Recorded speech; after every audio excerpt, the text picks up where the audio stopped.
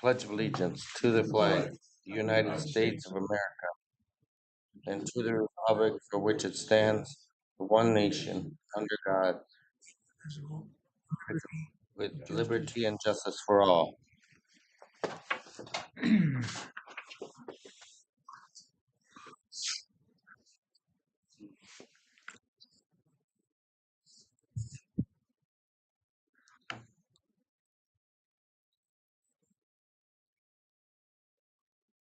So moved. Second?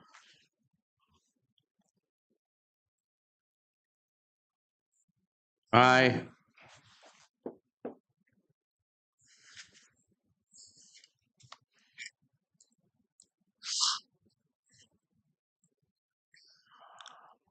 I so We'll move. take, okay, Paul, thank you. Almost second. Warren seconds. All in favor of approving the consent item, say aye. Aye. Aye. Opposed? Same sign. Consent items approved. Moving on to the county board members issue form. Go ahead, Joan. Okay. So I had SHAC membership development meeting, and we just kind of went over how our last Triple C had went, and then we have another one coming up now in April. That's going to be the topic will be drinking water, and that's kind of a pertinent thing here in Minnesota now. So, and talked also about our mentorship program and how we're going to work that this year, and looking at probably when it gets done this year of just reevaluating the program overall. Had a Zoom meeting to nominate people for the Extension Honor Awards. That'd be like the Farm Family of the Year, the East and West Polk Regional Farm Awards, and also the Harvest Bowl of Knowledge. And so we had brought forth 3 nominations for each of those awards, and then we had did a Google voting system, and so they have not all been accepted yet, so we're not able to release who they are. Had solid waste, and as of right now, our budget is looking favorable, especially like with our steam sales, because the usage now is over what was used last year, but that can change quickly. Still down a boiler person, but for the most part, we've been able to hire some of the open positions, and hopefully that they will continue. Stack test is scheduled for the week of April 21st, and we're working on our air permit expires now the end of this year, so working on getting that going. And then we had our first meeting for the AMC and Behavioral Mental Health work group, and a good variety of people from throughout the state. It's so this work is we're working with a consultant, and their fee is being paid by Blue Cross Blue Shield. Because Blue Cross understands too that we definitely have a issue here in the state, because actually right now we are ranked 23rd out of 50 states when it comes to our behavioral health capabilities. So just kind of looking at what transformation looks like, what different areas of the state need, and then also just figuring out who are the key players when it comes to working on this work.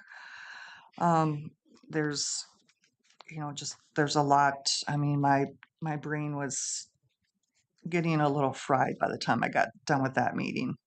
And then I went from there to, we had a shack executive retreat. Just kind of went over, what our roles and responsibilities are as being on the executive committee, and, what our goals are for shack as a whole. We had Commissioner Cunningham was there with us for part of the time, and she really stressed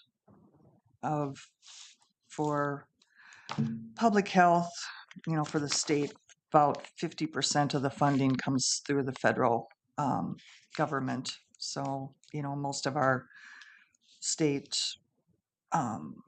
departments are at 40 to 50% funding from the state or from the federal. So, there's concern going there. And then we had our first meeting for our AMC solid waste work group, and we just kind of talked about what the members on this work group, kind of the key issues that we see, and then plus also like our environmental services people, what they see as kind of the priority issues going on in the state right now. And they kind of line up the same, but then we also talked about kind of the history of how the solid waste program got started in the state and kind of the changes that it's went through. And then we also talked about trying to increase the SCORE funding that the counties receive for the part that goes into the general fund should be going back to the counties where it originates. And I think that bill is, it's there yet, but it's early in the session, so we'll see.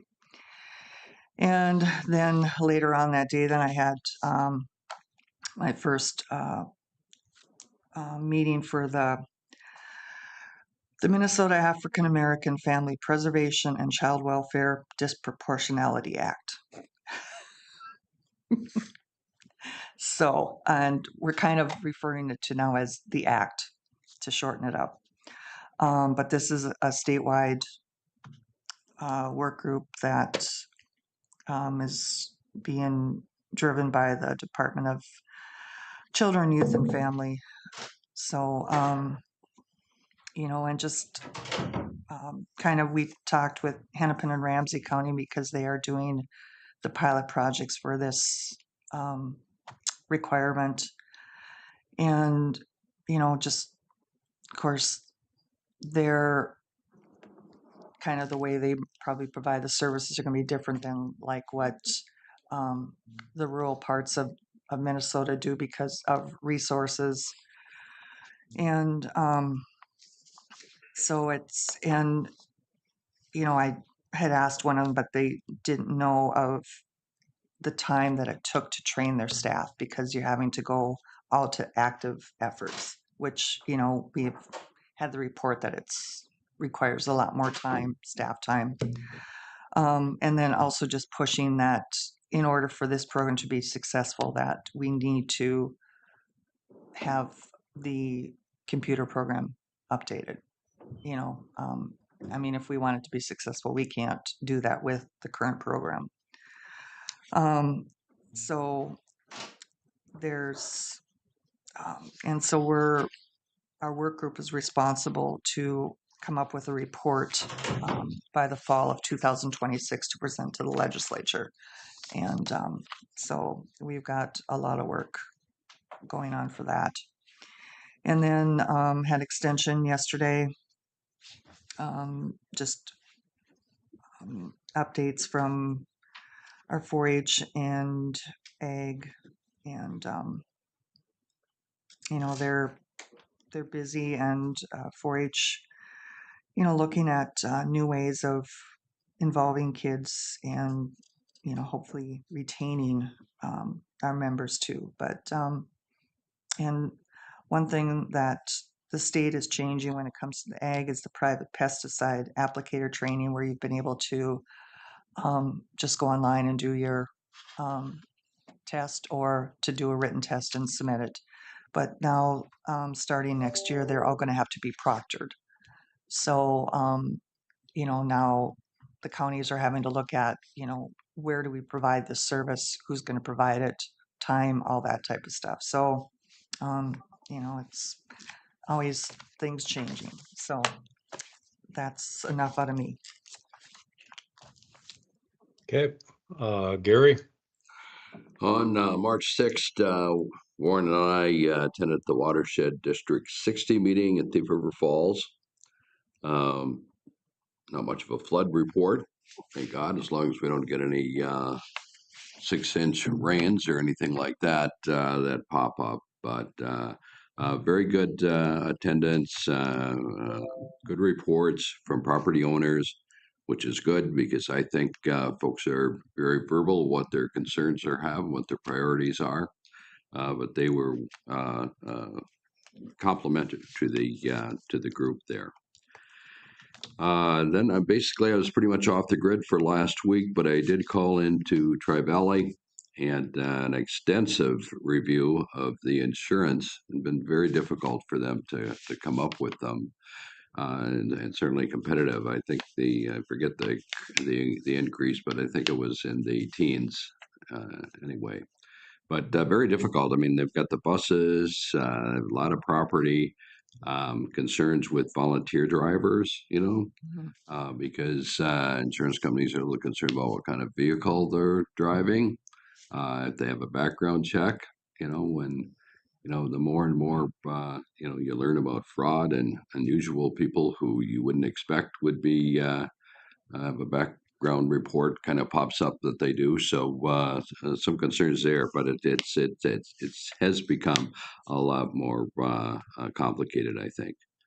And then I called into extension. Pretty long meeting, I thought, Joan, but a lot of reports. Fair's coming up in July, so obviously that's their priority right now. That's all I have. Okay, thank you, Gary. Warren? Okay, we had corrections last Monday. Some of the numbers from there were, on that day, there were 132 in jail. The average for the month was 133. So that's pretty stable.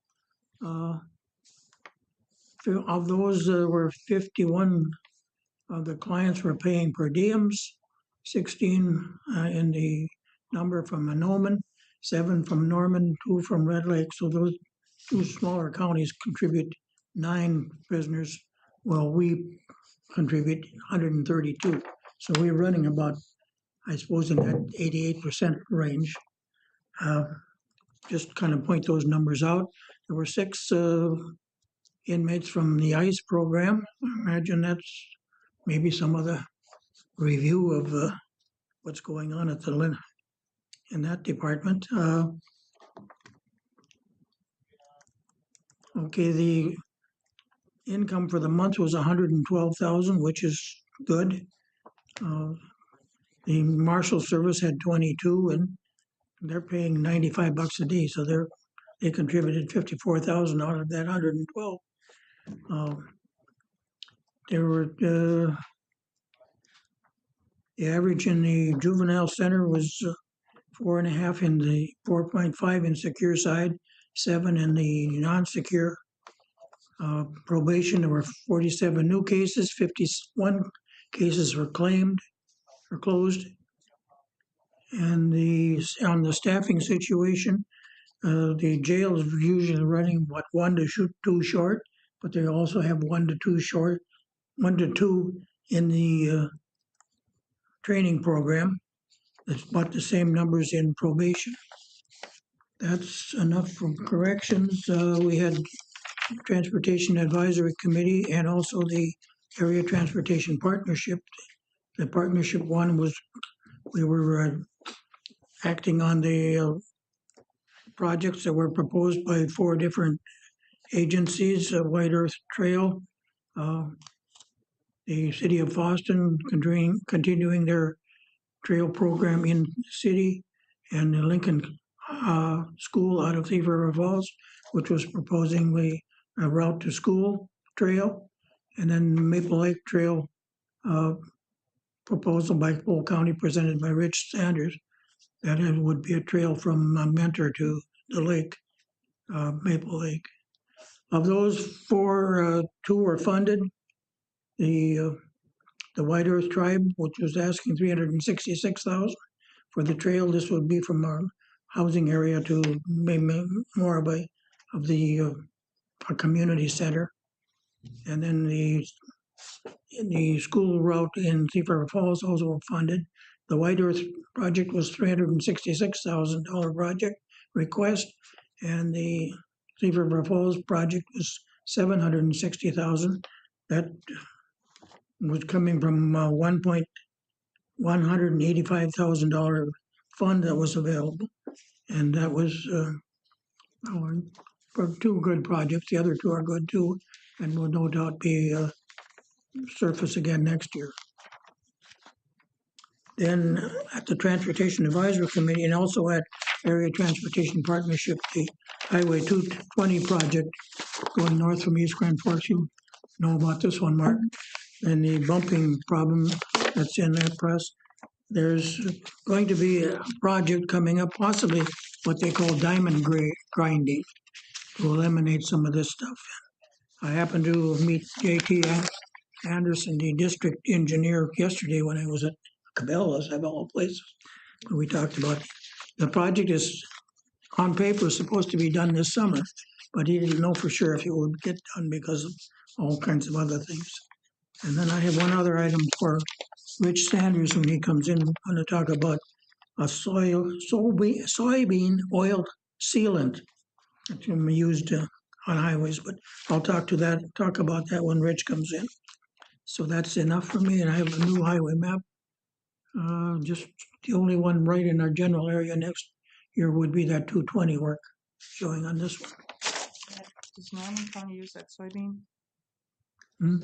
Norman County, I think they use a soybean. I don't know. Yeah, we'll think find so. out from Rich. Okay, we'll try and keep us on schedule here because we do have that public hearing coming up at 10:30. Paul, we're going to put your report on hold and also mine. And we do need to, the county board needs to appoint the WCRWD appointee. I didn't print off my packet, but Chuck or whoever, go ahead and speak on this. I can do that. So that was quite a process. Many names came up and down the list.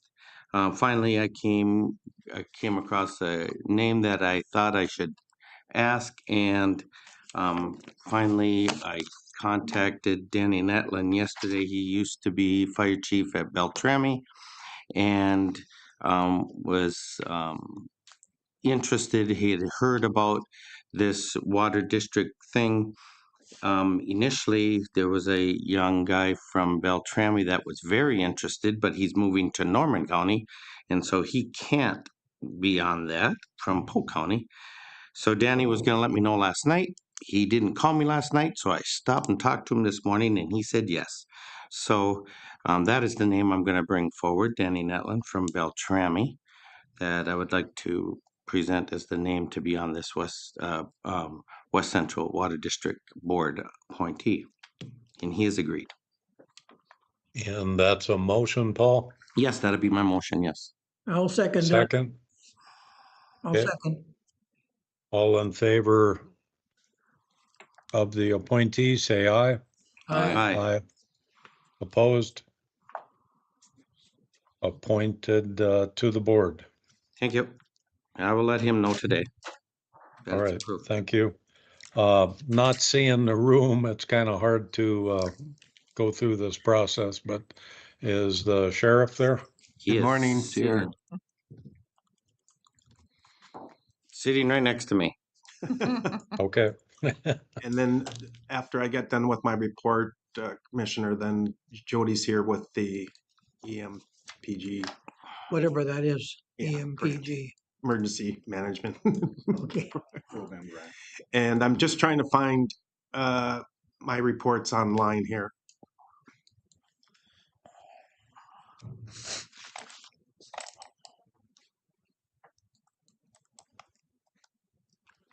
These you guys must have went through these already then. Well, that's our from minutes from, Okay, here we Last- go. Yeah. there you are. Okay, so the documented services for the month of February, we had a total of 59 with paid services of $7,786.20 and our no charge services of $890.68. And then for our transports for the month, we had a total of 72.25 hours with a total of 5,563 total mileage with that. So we had a mental health of 145 miles, and then our Minnesota prisons 1868 and 1834 with out-of-state transports, and then federal transports continue to stay high with that number in there at 1,520. So with that. And then our calls for the month for our dispatch center, we had a total of 1,865. Emergency was 597 with our non-emergency 1268. With the dispatch center, we just did our last background for our last telecommunicator. So, and then the calls for services for the month of February, we had a total of 633, and it was down from about 100 calls. So it was a quiet February, which is good. But assist agencies, we had 21. Our civil process continues to stay busy, but our domestic, nonviolent, and violent, we had a total of 4. And for harassment, and our motorist assist, we had 17, total of 13 crashes for the month of February. And then one of those just being injury. Our school patrol, we had 102. So that continues to keep us busy. So with our traffic complaints, we had 7 hazards, 4, and then our traffic stops total is 170. So a total of 181 with our traffic. So. And although those school visit numbers, those are mostly visits. They're not calls from. No, they're not calls. They're our school patrol in the morning and afternoon. Yep. Yes, sir. Yep. Yeah. Understand. No, that's all good. Okay. And them are all schools. Yep. There are 5 Foster. schools that the county covers. So the 4 schools, Foster. Yep. Great. Yeah. So that's the month. Again, 633. Any concerns, issues, questions for me?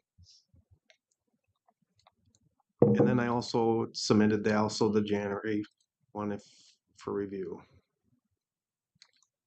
And then next I'll turn it over to our emergency manager, Jody, and you can take it from here. I'm gonna move over, Jody, so you can use this. Okay. Yeah. Here you go. And I can work that. If you want to sit here so you can have the speaker.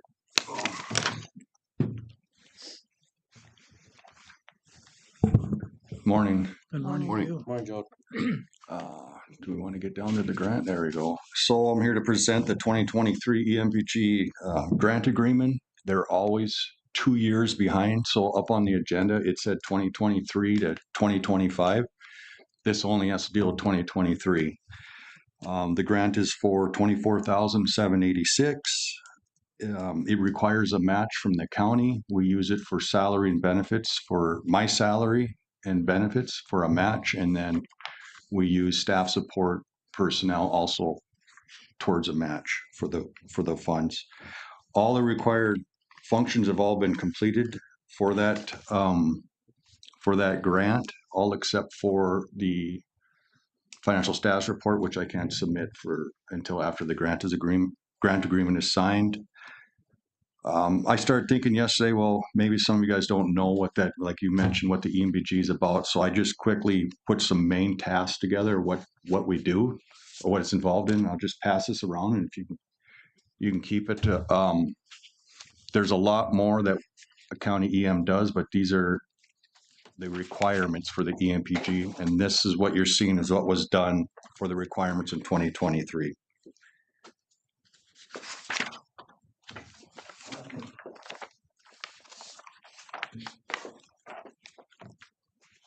So asking for approval and signing of the grant agreement. Since these are duties that a county EM has to do anyway, that's why it's good to take the free money. And I will second. Okay, all in favor of approval, say aye. Aye. Aye. Opposed? Agreement approved. Thank you, Jody. Yep, thank you. Anything else from the sheriff's department? No, sir. Good to go. Okay, Thank you. moving on, we'll go to Darla Walder, the Northwest Regional Development Commission. She in attendance? Yep. Okay, thank you. Good morning, everyone. Darla, you can just scroll through your. Oh, awesome. Okay. Here's extras. Now you're going to see that they didn't hire me for my tech skills here. So You just use the little wheel. It'll go. oh, the wheel. Oh, perfect. And it's not going. Oh, there we go. Good morning, everyone. Thank you for giving us opportunity on your agenda. I know you have a hearing, I just heard, so we will go quickly. I appreciate Polk County and its support of the Northwest Regional Development Commission. And most specifically, I appreciate Commissioner Strandell for his leadership. And he still gets the prize for the longest member on our commission and board. It's not a car. That's not allowed, Warren, but you get the prize. So. Yes, and so thank him and Commissioner Reese. I understand that you have been appointed to our Dancing Sky Board as well, and you had a meeting yesterday there. And then I cannot be here without giving honor to, oh, you're really loud, to former Commissioner Gerald Jacobson, that was on our board for a long, long time, both our aging board and the commission. So thank you. I'm here today and I have our transportation director, Tim Finseth, with us. So I'll have him do his report. But I just want to focus on the annual report that's up here on the screen. And then there's one in the packet.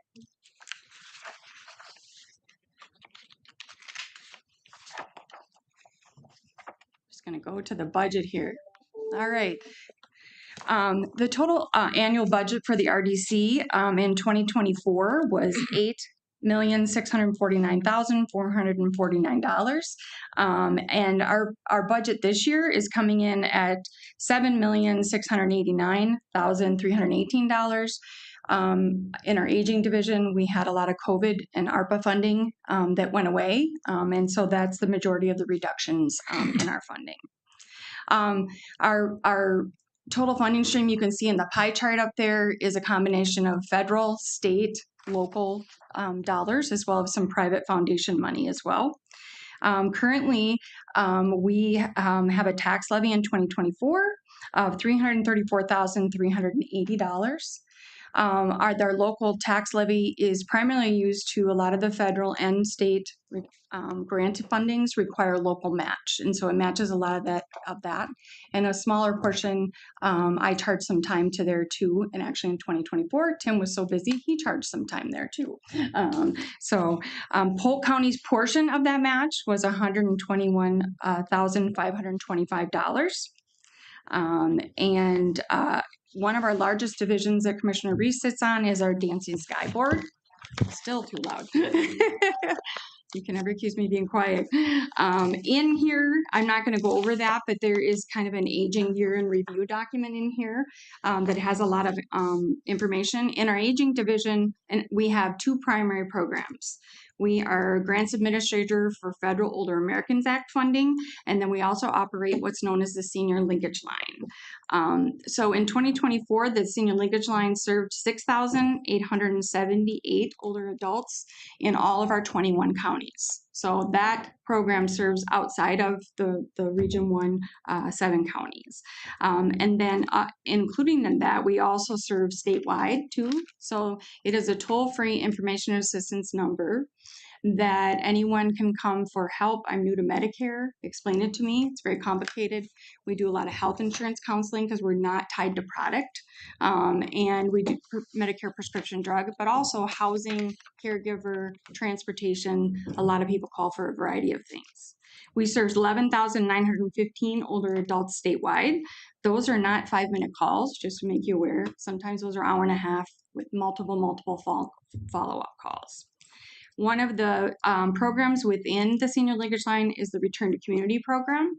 This is a private pay model that looks at older adults that are currently residing in like a nursing home, assisted living, and the community, and we're at risk for nursing home placement. And the reason why we serve private pay is because your county Department of Human Service friends, they serve the lower income medical assistance population. We have staff that go into the nursing homes or the assisted living or in the home, and they develop a support plan and bring services in the home to help them make successful. And in Polk County, we successfully discharged 49 older adults last year back into their home. And if you think of today's cost of nursing home placements, what that would mean, that's a huge savings to Medicaid dollars, medical assistance dollars, which is exciting. There's a 5-year follow-up on that program, which is great too. So that they, as they ebb and flow where they're at with managing their chronic conditions, that we still have supports in this space. In this whole 21 counties, they discharged 628 older adults across our region. This year we had a new what's known as a RAPS program. This is a new grant that works with the Adult Protection Service staff that are in your counties. Not all 20 counties signed up, but Polk County was one of them. And we've actually gotten 7 referrals in our RAPS program supporting older adults that currently have an open vulnerable adult case. And then the beautiful thing about this is you have somebody that can work with them and address some of the issues or precipitating factors that cause them to be a vulnerable adult.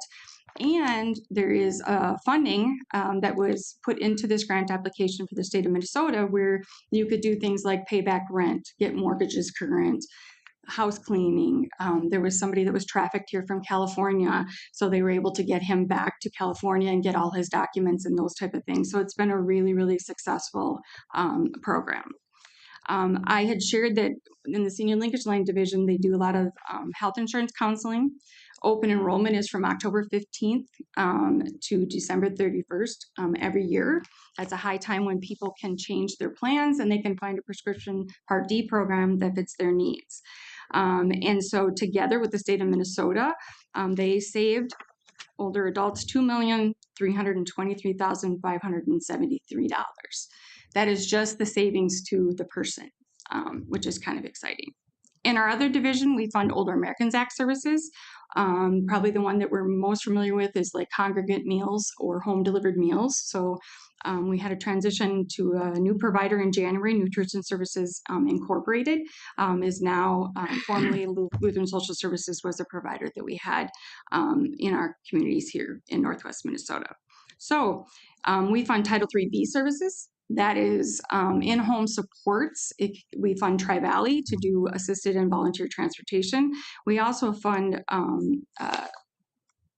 chore services through the Your Polk County Sentence to Serve program, which has been very, very successful.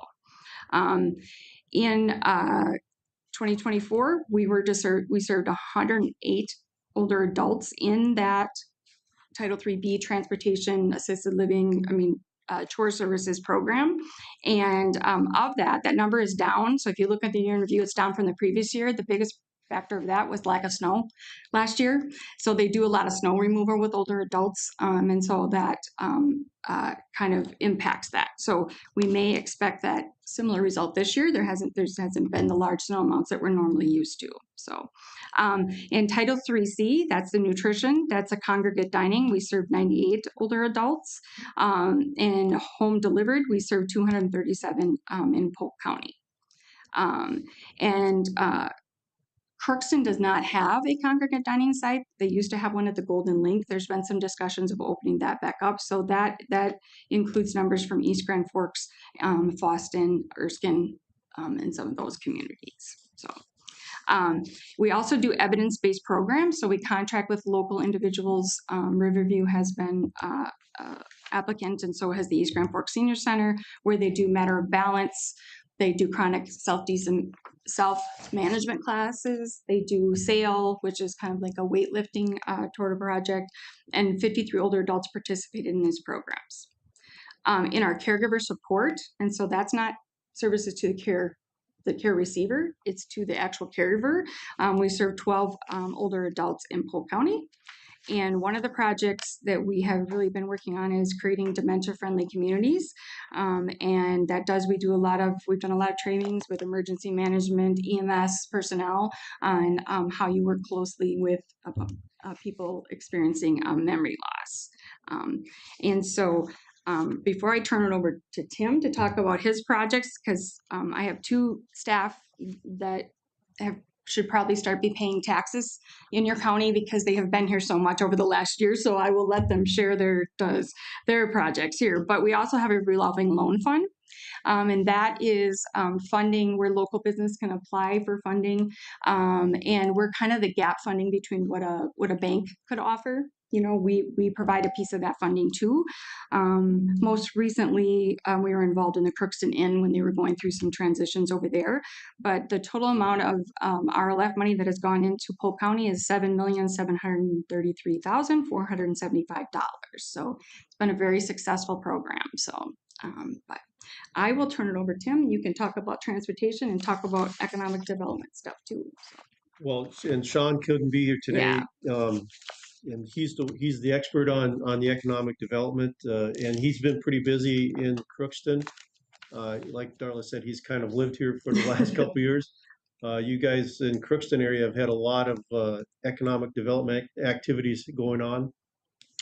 There's as you know, your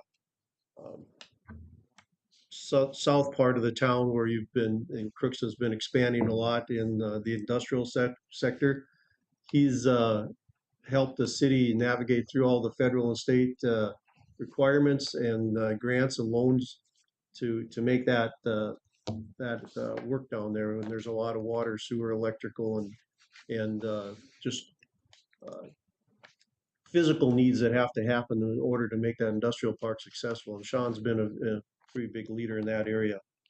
And he's the expert. I'm not going to say any more than that, I think.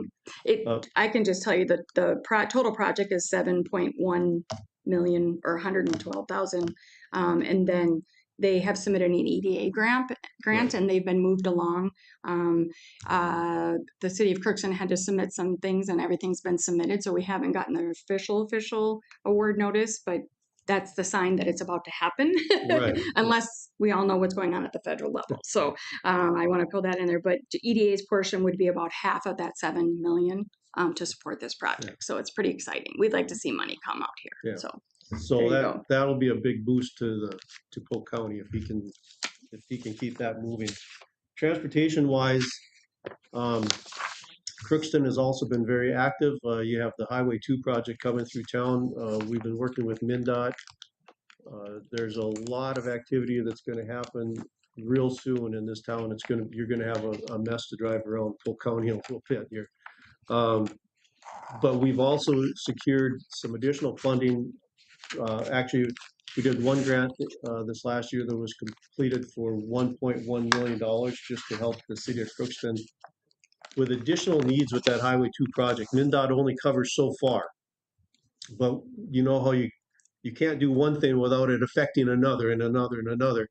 So we we've worked with MnDOT. We've secured this $1.1 million to help the city of Crookston do other physical needs, sidewalks type curb, gutter type things along this whole project and extending out from it. And it's going to really be a big boost for this community.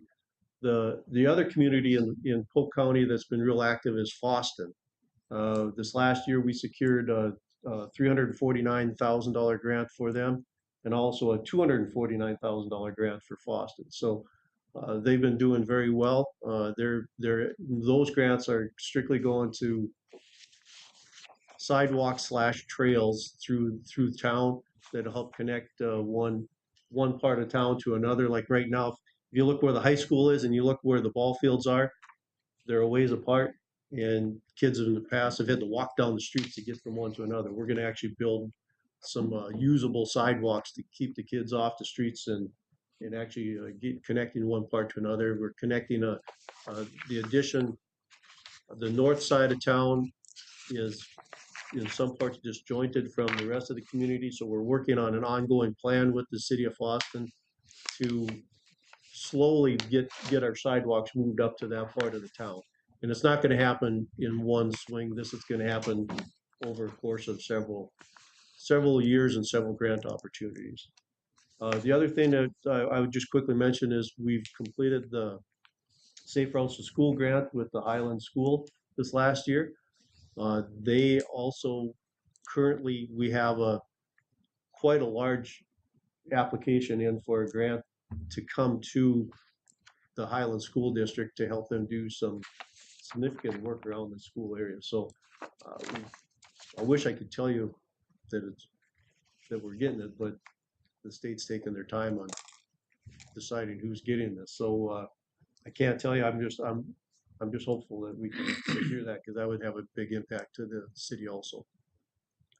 I think I'll leave it at that. Do you want to talk about the LCCMR application at all, or another No. time? Wait till it's done? All right. Well, They were we- talking about soybean crushing Okay, earlier, yeah. so that's why I brought So it we up. are So- working with a group.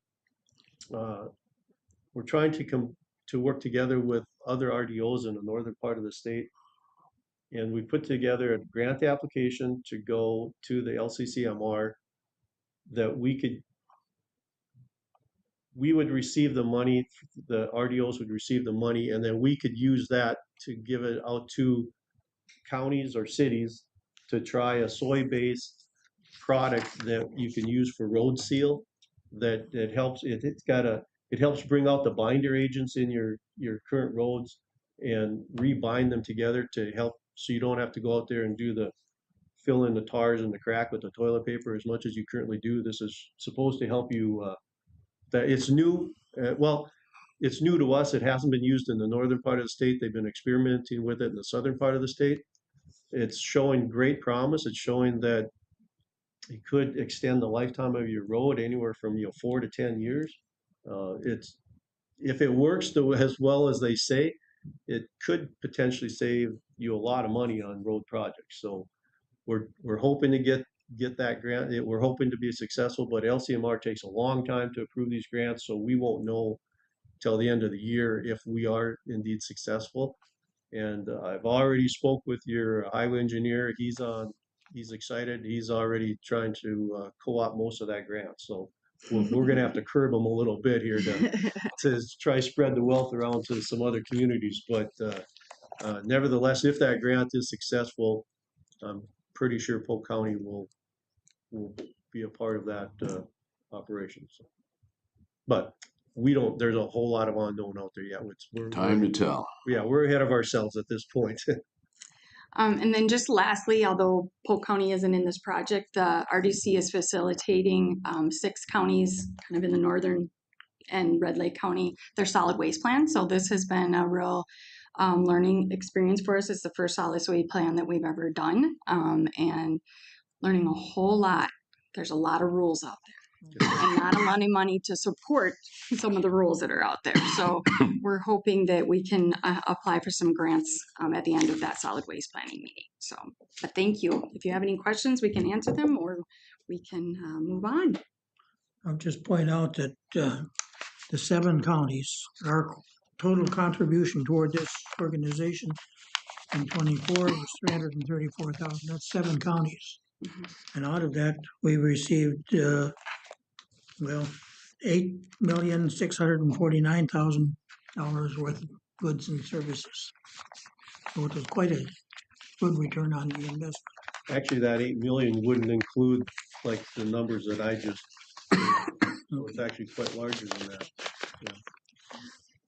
So Okay, but it's quite a return on, it is, yes. to Absolutely. get that much out of my stock Thank market. you. Not lately. Appreciate that. Thank you for the opportunity. Mhm. All right, thank you. We'll go back to the commissioner reports. Paul, go ahead quickly. First off, Tri-Valley, I'm just gonna add, Jason does a superior job over there. Yeah, yeah. And just to add to that, the board members, he was talking about the insurance. We might have to do a background check and do fingerprinting to board members. So that was one thing. He says, I'm gonna try our best that we don't have to be fingerprinted, but we'll see. So nothing much there to add with the Tri-Valley. Solid waste. And again, if it weren't John, I would not understand a thing. He explains things above and beyond anything. When I first started, I didn't know a thing. So the only thing I'm going to add there is let's sell the compost if we can. That'll come up, I'm sure. Okay. We have to get the permit to be able to sell it. Yeah. We haven't got a permit to even put waste in our landfill yet. That's what I'm getting at. If John presents it, let's sell it. I just don't, there's no laws. We're only following rules right now. That's all I have to say there. John knows what he's doing. I think we need to just have to trust him and do what that's my feeling. Dancing Sky. That was a nice 3-hour meeting. Lot of listening. But there's a new board member they did, and her name is Teresa Gilly. You guys must know her. She's the board chair now. It's just a lot of information. 3 hours of information. So they mean well. It's a good thing. It's a lot of information. Much more I can say. I'm still just learning about everything they do, and these people were there. So it's good. I listen a lot. The last thing, just to make sure I covered everything on. Upcoming meeting then is West Central's got the meeting on the 31st. I will make sure Lucas knows about Danny's Okay, appointment and his email. okay, so they can get the packet of, He can get a packet and a cell phone number. mhm. All right. I think that's all I got. All right, Okay, thank you, Paul. The only two things I got is I did have a Zoom meeting a week ago, last Wednesday, for the Middle River Snake one watershed and then the Red Lake one watershed, both on the same days.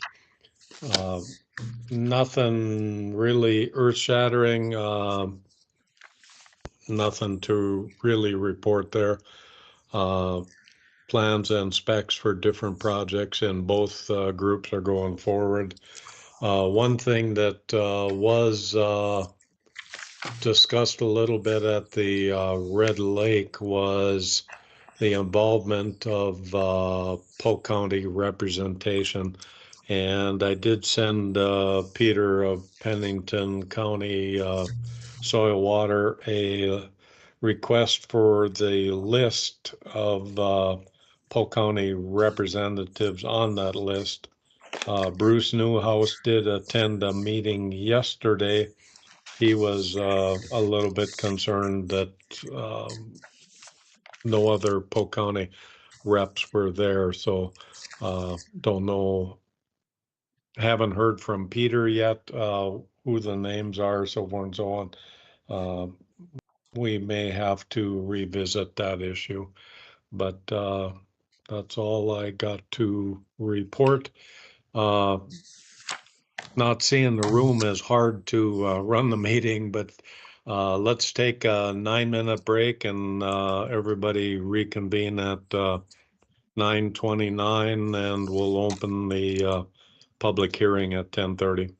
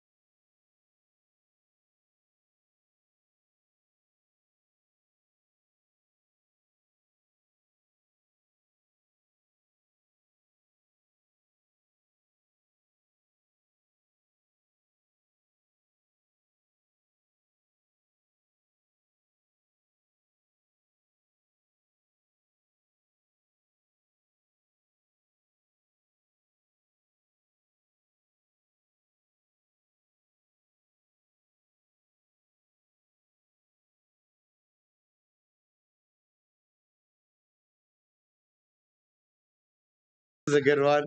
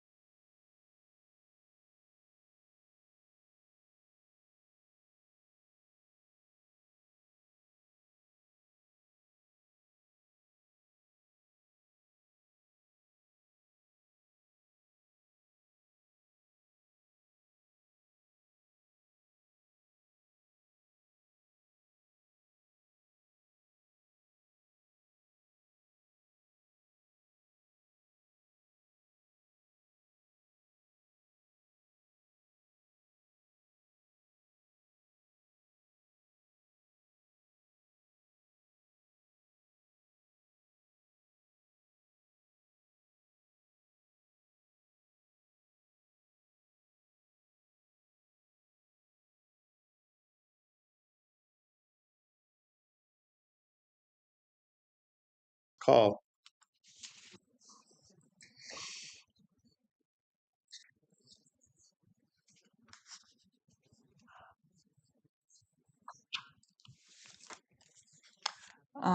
So move at 10:30. Second,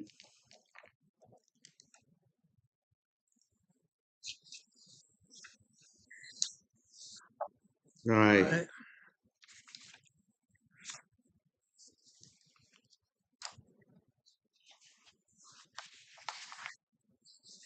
Good morning, everyone. Action item today is amendment of our Polk County Land Use Zoning Ordinance, establishing Section 26 Cannabis Zoning and Land Use. I'm not going to read the purpose, limitations, enforcement. I'm going to summarize those. Basically, we're mirroring a few different entities. I've been on several work groups with like counties, area counties around us. We have a solid waste administrator, or a planning and zoning administrators, kind of a group of area counties around us. We lean on each other to kind of work through new things. Obviously, this is one of the most pressing new issues, establishment of the OCM on the state level and the moving target that has been. We aim to really put this in place due to public health issues with cannabis zoning and land use and all the things that present with sale of cannabis throughout the county and the state. Couple of side notes, enforcement. It is the job of the zoning administrator, the sheriff's office, and the county attorney's office to regulate these sections of the ordinance. That's any part of our land use ordinance. Our auditor treasurer's office, Sam has worked kind of with me on more of the registration side of these businesses. And so we'll continue to work with those partners for enforcement of this particular section of our ordinance like we would any other zoning violations. Some of the definitions, so we cite our definitions for those that are directly related to cannabis are in Minnesota Statute Chapter 342.01. We adopt those by reference as to not create a 15-page zoning ordinance section. Others, so some things in there and some verbiage in this section of the ordinance aren't covered in our current zoning ordinance. Those are a daycare facility. This would be a licensed daycare facility, public places, We're establishing that public places because these are setback driven in this ordinance. So we need to establish what the definition for that is. That's why you're seeing about 3-4 definitions here in this: residential treatment facility as defined by Minnesota statute, and a school, both public and it would be a non-public school. And then, so just a little clarification on some of the public hearings we've had. We had 2 public hearings, one at the end of January, one at the end of February. Public was invited. We noticed that out. We noticed it out in the papers. We noticed it on our website, and any other entities that had interest in cannabis businesses in Polk. School definition does not cover homeschooling. It's one of the things we went over in our second public meeting. We would have no idea if a house or a resident has homeschooling. There would be no way we would know that. On a side note, the way our process works, and a lot of these businesses are only allowed through conditional use. That would mean that anybody within a quarter mile of that establishment or that proposed establishment would get notice of that.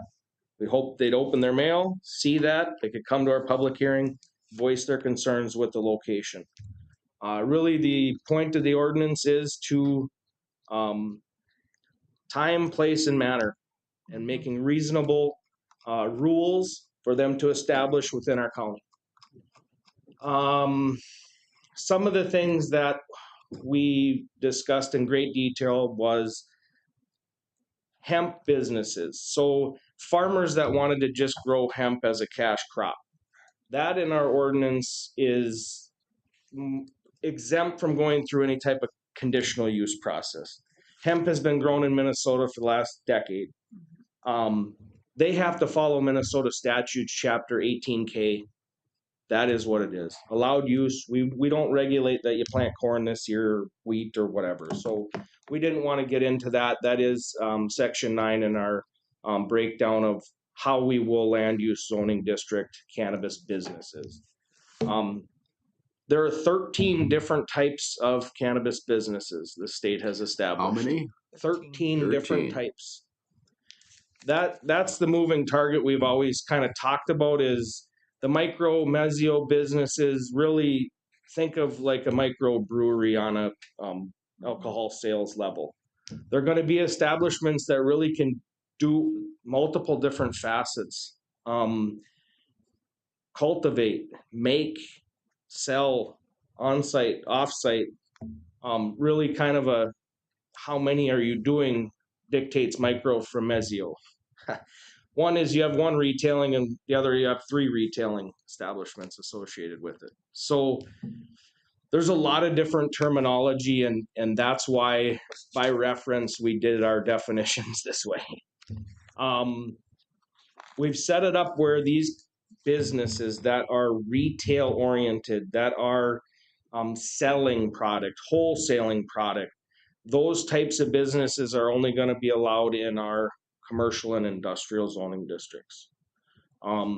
That's how you see it in our land use zoning district section. Where are they allowed in zoning district? Commercial and industrial zoning. Ironically, looking at all the guidance documents from the OCM, all the conferences I've been at, is as far as taxation goes, is these types of businesses have to be taxed as commercial and industrial entities.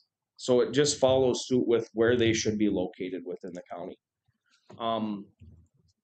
We don't have a lot of commercial industrial. Typically they follow our cities. Typically they're not floating out in islands all over the county. They follow infrastructure. Highway 2, our state highways are, they're following like uses, industrial uses around cities. It's just that the city stops here and there's more businesses that flow out of it.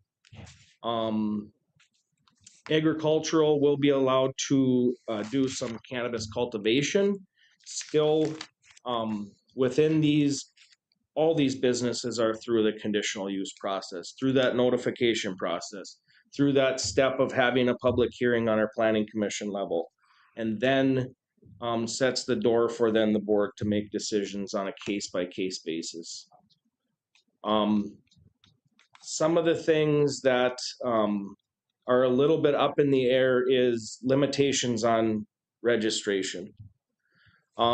It's set up that a county can limit registration to 1 per 12,500 people. And then later in the statute, it says that a county doesn't need to do that. It can do that. It doesn't need to do that. And there is only guidance that you might want to consider a lottery. You might want to consider first come, first served basis, and then contact your county attorney for how to actually limit registration. One thing in all my research on this is one of the loopholes is that cities can delegate the county to register those businesses. If a city's small enough and they don't have planning and zoning boards and they don't have things, they can delegate registration. All that means is that the city is not doing registration, that they have to come to the county auditor treasurer office to register that business. It does not mean that the county is taking on responsibility of zoning authority in that city. We're not citing them within the city, that the city would still have to do that, but they're simply not being the registration entity on the state level, on the local level. They would still need to, through resolution, delegate that to us. I did send before our last public hearing, the end of February, I did reach out to all towns clerks and all township clerks. Sent them notice of our meeting. I did receive back 2 townships already that wanted to delegate prior to even the rules being established, registration authority to the county. I encouraged the townships to do that even if they didn't have any type of zoning ordinance on their level. 13 townships do joint permitting with the county. Typically, all that means is those townships are signing our application saying it is approved through the township, and then we act on it. We'll have to get those 13 up to speed, because if they don't have anything in their ordinance, it's not by default that our ordinance takes into effect like our other townships. We've been talking exclusively really with Huntsville because they're represented on our planning commission about kind of setting the stage for those resolutions and what's needed so that we're all covered and it's not like these little holes all over this zoning ordinance. Other things, some of the things that kind of changed from January to February to what's in front of you are some of our performance standards. We're limiting hours of operation to 8 a.m. to 10 p.m. Very much so, just kind of following our, when a liquor store would be able to sell off sale. Minimum setback requirements are following the guidance from model ordinances: 1,000 feet from a school, 500 feet from a daycare facility, 500 from a residential treatment facility, 500 from those public parks, public places, accommodation. Setbacks, then they're just defined shortest from property lot line, not technically the building. If you got a school and they got 10 acres, it's from their grounds, not from the building. And this is something of great discussion, is the model ordinance really seems to be geared towards city setbacks, because 1,000 feet out in our jurisdiction isn't all that far. My stance has been follow the model ordinance now. We can get our rules established. There's always amendments that can take place. Lake of the Woods County is one that set these at different setbacks, very similar to like feedlots. My fear is that, we're just establishing reasonable established regulations for local control. You're never going to get in trouble following an ordinance, a model ordinance shared by AMC, the OMC guidance. These are never going to be challenged. They're not far. They're not all that great. but it's something that if things aren't working with any section of these, just like any other section of our ordinance, we've all kind of been in with amendment of the ordinances. It's very similar process to establishment. We go through the zoning ordinance of what works and what doesn't work, typically the last meeting of the year, on the planning commission level. Recommend if changes need to be done. Home occupation, cannabis businesses will be prohibited as home occupation or home-based businesses. We do define home occupation and home-based business in our zoning ordinance. That's why that definition is not in this particular section. It's already covered in the zoning ordinance. Security, so provision for fencing, lighting, personal video monitoring. I will remove the question mark from the, it's not a question anymore. We do want that in there. And then the solid waste plan. So to have a solid waste plan to make sure that the plant materials from any cannabis plant or byproduct of somebody doing wholesaling, somebody doing that is stored in a secure location. So somebody just can't come in and take it all and make their own products out of them. And then ventilation and filtration in accordance with Minnesota statute, just referencing odors and other nuisances. And then advertising, this is already kind of in our zoning ordinance for conditional use. You know, a sign can be permitted through business activity. So a sign not to exceed 32 square feet. If it shall exceed that, there's special permitting that's required to go above and beyond that. Did I miss it, or is there some limitation of the number of business sites? That is the 1 per 12,500 residents within Polk County. A county can limit it to that. It's just unclear how we do that legally. And this is the discussion we've had at every public hearing is when you get an application in the door for anything, doesn't matter what it is, a conditional use, a special permit. Well, we have to take those on a case-by-case basis. So how do we, if we do first come, first serve, it's easy. If you get to 3, you don't do anymore. But all the guidance documents just say that you got to work with the county attorney to do that because there's loopholes with the registration of these businesses. I believe it to be that if you are the sole registration entity for your county, all you need to do is take your last census of your population. And if it's in a city, if it's in a county jurisdiction, if it's in a township that wants to do their own zoning, you can count them all because they're going to register through the county. But if a city doesn't delegate to you, that becomes the gray area. That city's on its own then. They're doing it all. They're registering them. They're citing them.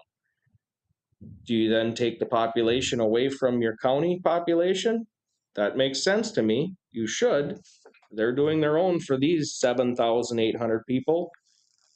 The rest is then you're just cutting out your cities that want to do it. So we can't really set a number. We don't know the population number yet as cities delegate if they want to do it or not. So we'll have to continue to work with the county attorney on how do we limit. Somebody has come to you asking to have one of these. Is that why you're making this?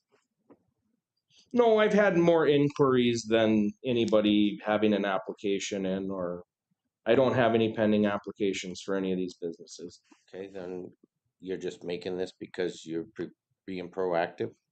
Correct. Yeah, I think that's what the group wanted you to do. That was directed by the planning commission and Right. the board of commissioners. Something before people start applying.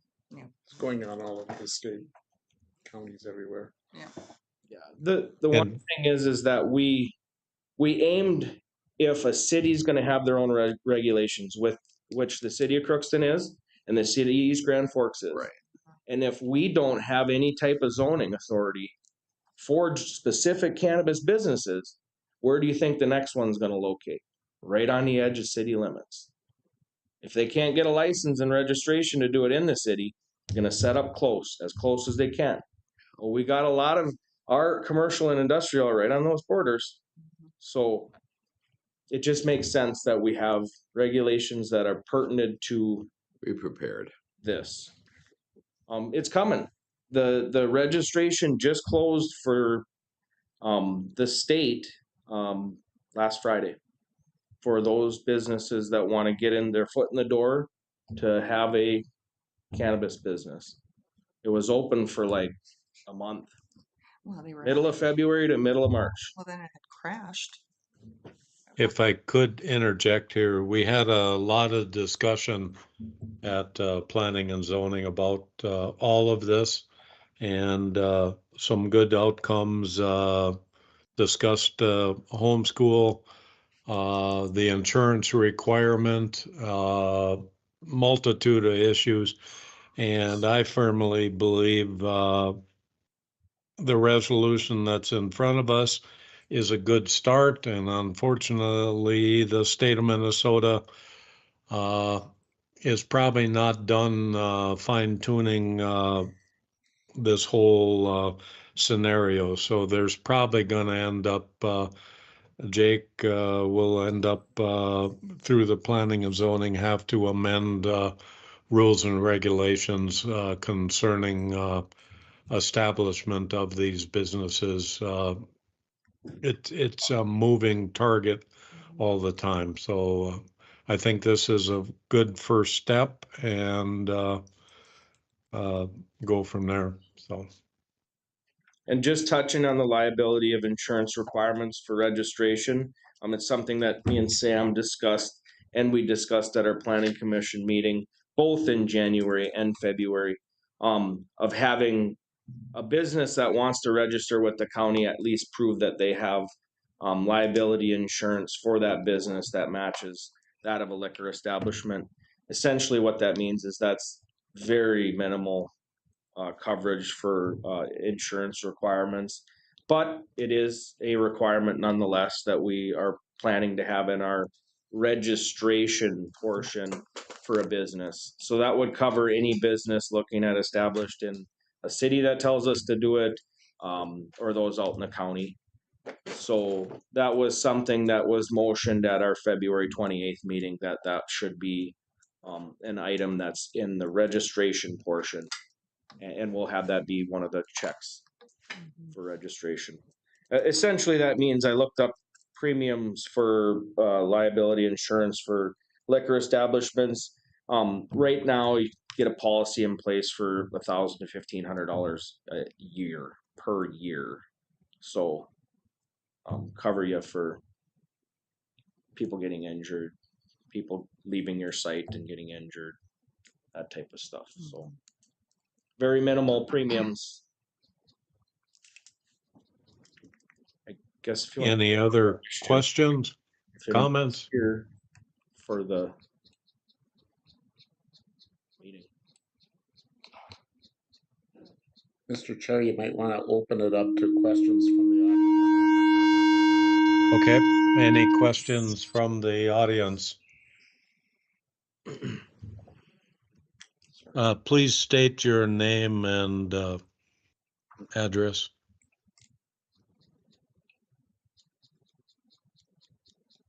We have no takers. Okay. Any from the commissioners? Additional questions?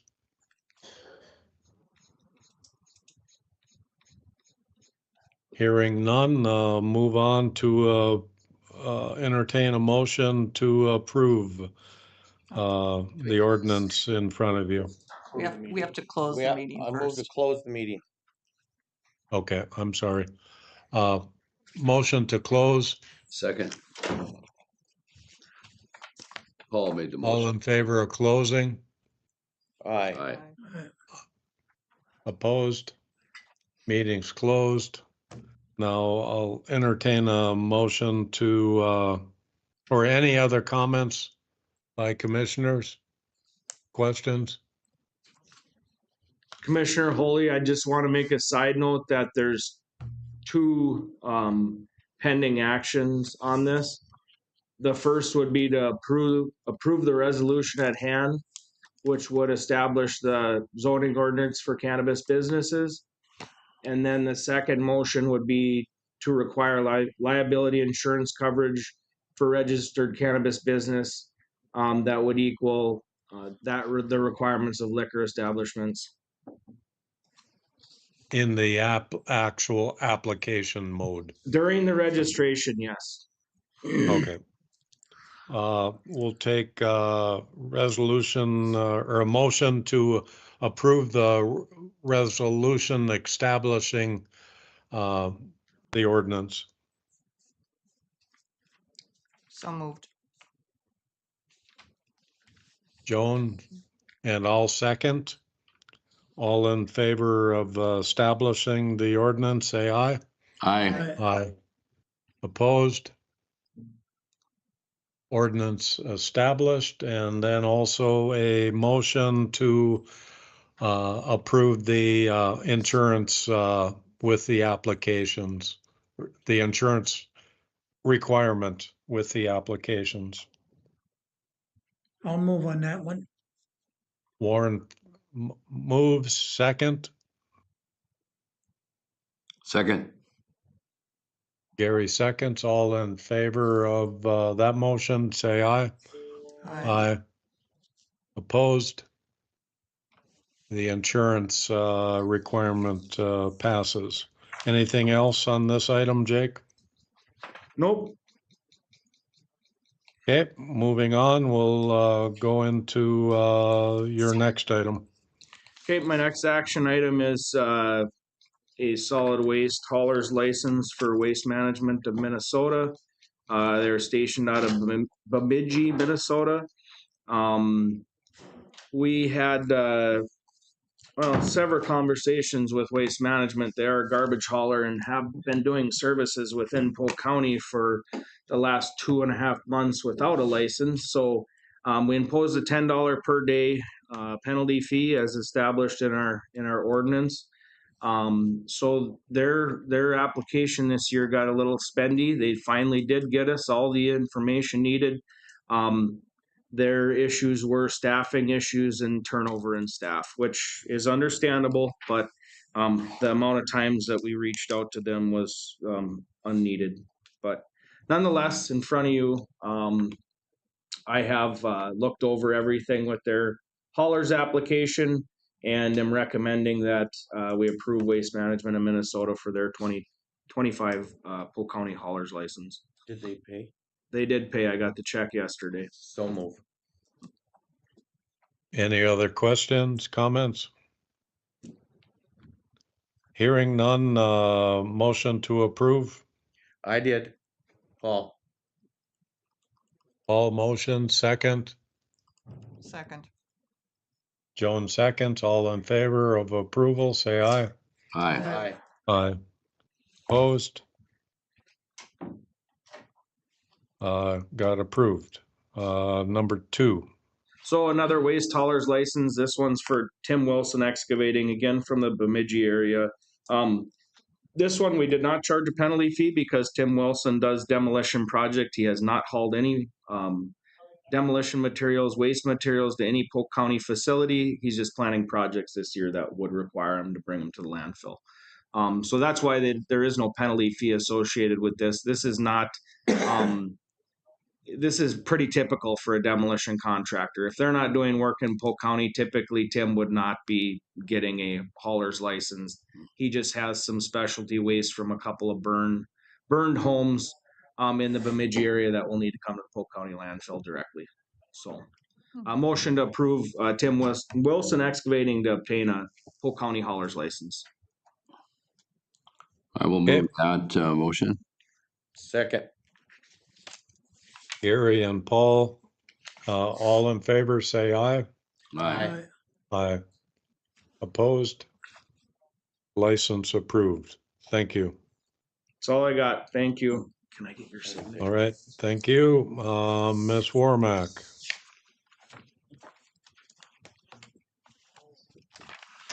Good morning. Again, Yes. Thank you. The first agenda item I have is a replacement for a social worker child protection specialist as a result of a resignation. So I'm looking at board approval to fill a social worker child protection position and to fill any internal subsequent position vacancies because of this action. Motion to approve. So moved. Joan, and all second. All in favor of the request, say aye. Aye. Aye. Opposed? A request granted. Moving on. Thank you. Second agenda item I have is an out-of-state travel request for Victoria Ramirez to attend the member convening Family Support Network in Washington, D.C. on May 5th through the 8th. This registration, flight, hotel, and other expenses are paid through a grant allocation. So I'm looking at approval for out-of-state travel for Victoria Ramirez to attend the conference.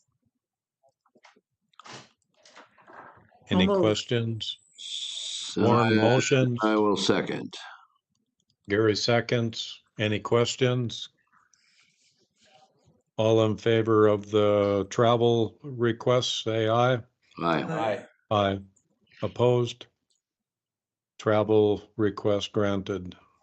Thank you. The final agenda item I have is a cultural navigation service contract. This contract is with Anna Corona to provide cultural navigation services at our Family Resource Center. It's in the amount of $6,200, effective from April 1st of this year to December 31st, 2025, paid through some grant allocation funding.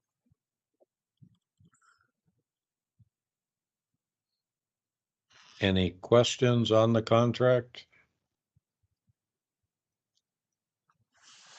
Hearing none, motion to approve the contract.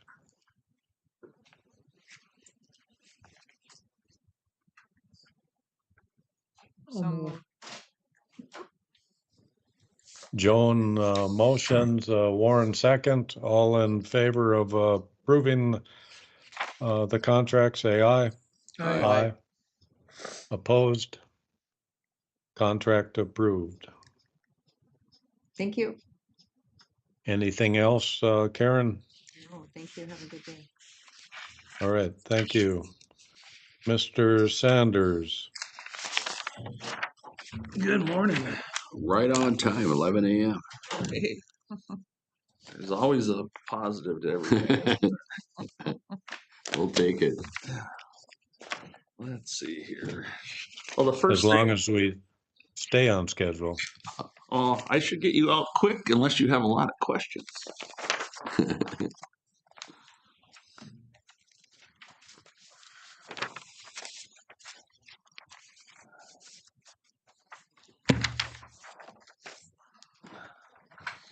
So the first item is we have two different county stated highway funds. We have our municipal construction funds for the county stated highways within the small cities like Erskine, McIntosh, Foston, etc.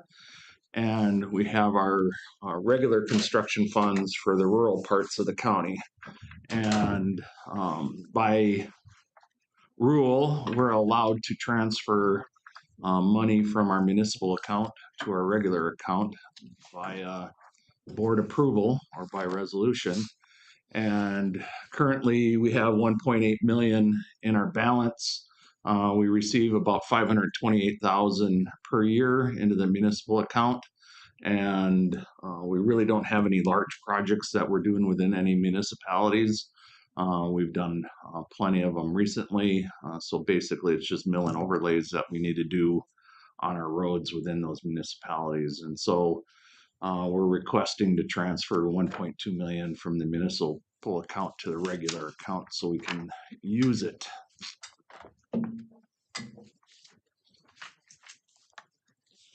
Any questions for Rich on this item? Hearing none. Go ahead, Warren. Municipal contracts stuff, that's strictly done in the cities, by the Correct. cities? No, it's in the cities by us. Okay. So, and it doesn't we can't spend it in East Grand Forks or Crookston because their cities over 5,000. So that any road project we do within those two cities has to come out of our regular account. The only ones we can do it on is our small cities, the CASA 101 through 115s of the world. Okay. You want a motion? I will make it. Warren moves to approve the transfer. A second. So move. All seconds. All in favor of moving the funds, say aye. Aye. Aye. Aye. Opposed? Approval of fund movement. What the heck is this for? Okay, number two. I think that's for, Yeah, we got. you got the signatures. Yep. Mhm. Oh, I was gonna say, I didn't remember. Next, we let our base stabilization projects back on, oh, well, in March. Didn't even have the bid date on there. And for CASA 48 and CASA 51, the rest of 51, so 48 from CASA 51 north to Trunk Highway 102, and CASA 51 from Trunk Highway 9 over to CASA 44 will get stabilized with stabilized aggregate base. And the lowest responsible bidder was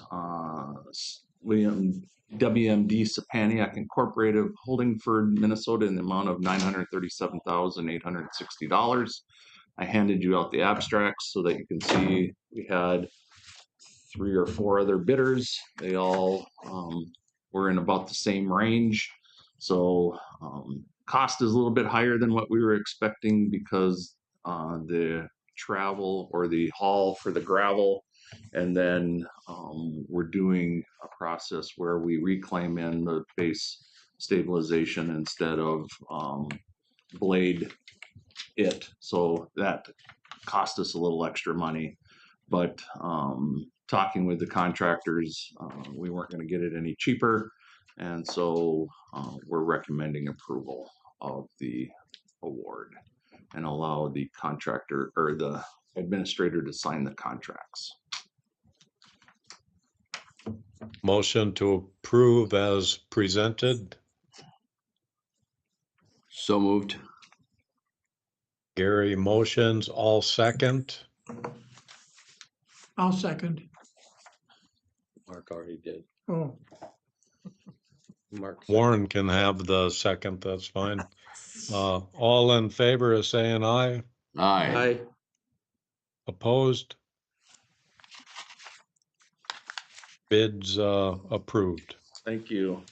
Next is, where is the Benefits. yeah, did she attach? Okay, here we go. How do I want to do this? So previously, we've had conversations with the board and the Sand Hill River Watershed District's board about redetermining benefits on the county ditches that flow into, is Brian Murphy on? Mhm. He is? Yes, I am. Okay, thank you. I'm glad you're here. Welcome. So Thank you. Brian's with H2O Viewer. You want to introduce yourself, Brian? Yes, I hope I'm okay. I know my mic volume might be a little loud, so if I'm blowing anyone's eardrums, I apologize. You're good. I'm Brian Murphy with H2O Reviewers. I own and operate a company that views ditch benefits in the state of Minnesota. Throughout the last 10 years, we've evaluated a little over 3.5 million acres in 37 different counties. And I've been chatting with April Swenby and her board at the Sand Hill Watershed District, as with Rich, about doing redetermination of benefits. And Rich, if you want me to, I do have a few maps prepared too. I could kind of share with your board and talk them through the process if you wish. Okay, go ahead. How is he gonna do that? What's that? Well, I have up the map showing the He can four also different share these. regions. He's able to do that himself. Okay, so you can share, okay, go ahead and share. Okay, so yeah, I have a map here of Polk County, and I'll first want to zoom in here if my screen will allow me to. We're not seeing anything yet. It can. Oh, I mean, for the stream, he can share it. oh, It's the same map. It's the same map. it's the same map. Okay, so I have up the map of the four different colors. The light blue, dark blue, orange, green, well, the five different colors and light green. So Okay, you can explain what you were going to explain.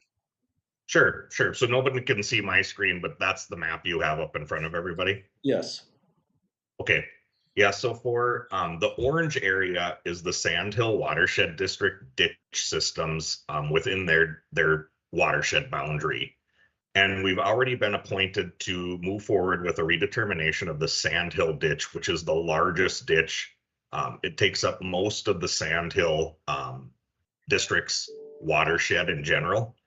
And when we originally met and I originally talked to the board, we talked specifically about the systems to the east of that area that outlet into the Sandhill ditch, and how when we do the Sandhill ditch project, we will have to evaluate those acres. And there is a cost associated with that. That cost is waived if we do redeterminations on those ditch systems. And I think for efficiency and cost savings, I know the board expressed wishes to move forward with those if the Sandhill Watershed District appointed for their main system, which now has been done. The only thing I really wanted to bring to your attention today is there's another area, and maybe Rich can kind of point it out to you guys. It's the other light blue area that kind of has Polk County Ditch 73, 52, 46, 90, kind of in that area. That's likely going to be the area that will receive protection benefits as a result of the Sandhill ditch. So when we look at those acres, we will evaluate those, and the cost of evaluating those will be borne to the Sandhill ditch. It will be paid back out through the benefits. So some of the folks in that area will pay for us to calculate that protection benefit. It's the same type of thing with those contributing ones to the east. When we calculate the protection benefit, we're going to charge $3.87 an acre to calculate those areas. If you do a redetermination for the same amount, you will have new redeterminations for those areas. We will establish the buffer strip and the buffer values and damages in that corridor at the same cost. So it just seems like a logical move to move forward with redeterminations on those at this time, to save that cost and to, again, kind of acquire those efficiencies as we move through this. The only other thing I really wanted to point out is each system, as you move north, provides a protection benefit to the next system north of it. So there's really no point in stopping doing those redeterminations as we move north until we get up to County Ditch 124. And perhaps, Rich, you could kind of point to where that area is. And that's why I'm suggesting at the time that you appoint for these systems that are lined with the Sandhill ditch, that you do all of them shown here in light blue on this map at the same time. And if we did that, or if you guys decided to appoint for those, we move forward with the process and eventually have landowner meetings where we explain the process of doing the redeterminations and how we achieve these results, and then a final hearing. And our current goal is to try to achieve that final hearing in the winter of 27-28. I can go on from here, Rich, about the other things that we want to talk about, but I can stop there too if the board has any questions for me about these light blue systems. So any questions on the light blue systems? So originally, like Brian was saying, we talked about redetermining 65, 122, 167, and this whole group out east by Foston as part of the redetermination of benefits for the ditch. And then after discussions with Brian, because these ditches in light blue here are going to be part of the protection benefits of the ditch, it's only right that we would redetermine benefits of those at the same time. And so in front of you, my request is to redetermine benefits of all the ditches within the Sandhill River Watershed District. So it's going to include all these light blues that are part of the ditch, all these light blues, County Ditch 57 down here. There is one little tweak that we could do, and that would be adding the Wild Rice Watershed District, because that's this yellow part right here of Polk County. There's one ditch in here that drains into the Wild Rice that we might as well pick up at the same time, because he's going to be doing ditches on either side of it. That's neither here nor there. We can do that at a later date if you don't wish to amend this first one to the Sandhill and the Wild Rice.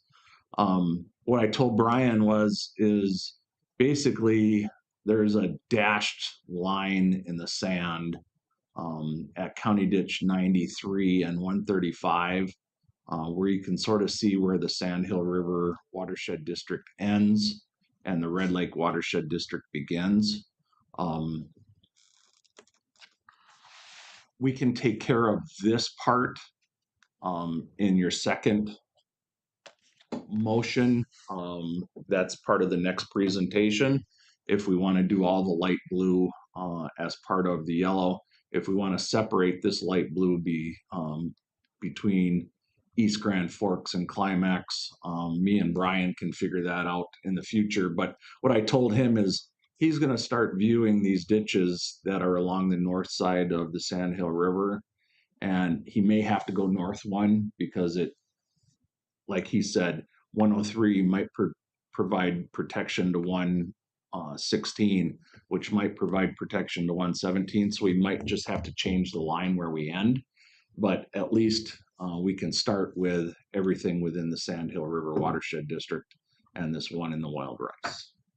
So the first request is to redetermine benefits within all the ditches within those two watersheds. That whole brown area, has that been redetermined? This one, Yeah, the orange, that's what the Sandhill River's benefited area for their ditches. So that's the watersheds part of the project. Ours is the light blue. okay. That's within that orange. So if there wasn't the light blue for Polk County Ditch 65 and 122 and all these out here, this would all be orange. I'd like to make a comment and then ask Brian to explain something. I'm in favor of redetermination. This is something that Polk County probably should have done 20, 25 years ago. A lot of these ditches have never been redetermined, brought even into the 60s or 70s. A lot of these ditches were constructed in the 20s, 30s, so forth and so on. I think it's a good idea to redetermine them, combine ditch systems together where it makes sense, so forth and so on. But saying that, there is a cost involved in the redetermination, and that cost will happen no matter what happens by the time the final hearing. And I think Mr. Murphy and his people are very good presenters. I think they do a nice job in presenting it, and they also take a proper property owner's insight in consideration when they make their presentation. So, but that being all said, at the end of the day, my concern is, currently what a property owner's paying into the ditch system Could there be a significant increase, or could there be a decrease? And if it is a significant increase, how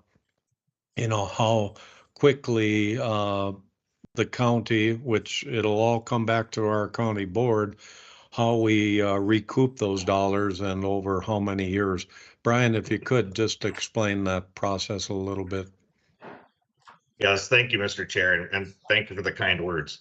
Yes, we, like you said, we do a lot of these. We've done a lot of them. We're very familiar with presenting to the landowners and doing our best to make it understandable. Oftentimes, when you do a redetermination, as Commissioner Holy remarked on, these were done probably 100 years ago. To say that the technology has changed is probably the biggest understatement I could make.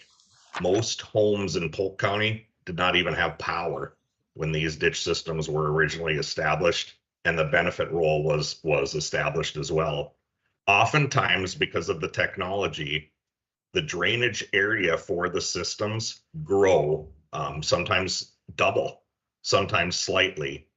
And there generally is a little bit of a shift in benefits. And historically, prior to laws changing in the 1980s, only low wetlands were the lands that were established for benefits. But the laws have changed since then, saying that lands that create the need for system capacity and system maintenance are also benefited. So we're also going to look at those lands, not just the historical low wet acres that paid benefits. So there will definitely be a shift, and that shift happens where the low wet people maybe don't pay quite as much as they have been, but we bring in new acres that are kind of a little bit higher lands that have never been paying drainage benefits. And it's more to keep up with the current laws and current modern day design standards is the reason why we include those additional acres. So that's usually the reason for the shift. And then the other thing is just land use changes, since the 1920s. We look at most lands and how they've been altered from their pre-settlement condition to what the land use is today, and how that may or may not have caused what's referred to as accelerated drainage, where water runs off of that landscape a little bit quicker than it used to, impacts the drainage system a little bit more than it used to. But the process of paying for this and who pays for this, each stakeholder or benefited landowner on the drainage system owns the drainage system. The county doesn't own any of these drainage systems. They're owned by the landowners who are benefited by them. The county is responsible for maintaining not only the system's hydraulic efficiency as constructed, but also the benefit role. And that's one of the things that we're trying to get right. Another thing to consider, as the chair pointed out, it would have been nice if these were done 25 years ago. It'd have been fantastic if they were done 50 years ago in the mid 70s, when establishing the buffer strip was a requirement. Because establishing the buffer strip in the 70s probably would have cost around $700 an acre. And I think it's pretty fair to say it's probably going to be substantially more than that to establish that buffer now. But if land values, which they are, typically always on the rise, you're never going to pay for those buffer strips and get them cheaper than you're going to today. I know in speaking with Rich about some right-of-way acquisition he had to do for some highway projects, it sounds like over the last few years, the land value that they figured they'd pay for a project has kind of steadily creeped up. I think all of us recognize that and see that. But a 10% increase one year and then compounded into a 10% increase another year, and you could be looking at a lot higher cost to establish that buffer strip than you would if you move forward with these redeterminations today. Sorry, that's a lot to unpack, and sorry if I got off on a tangent there, Mr. Chair, but I hope I answered your question. Nope, yeah, did a good job. Any questions from other commissioners?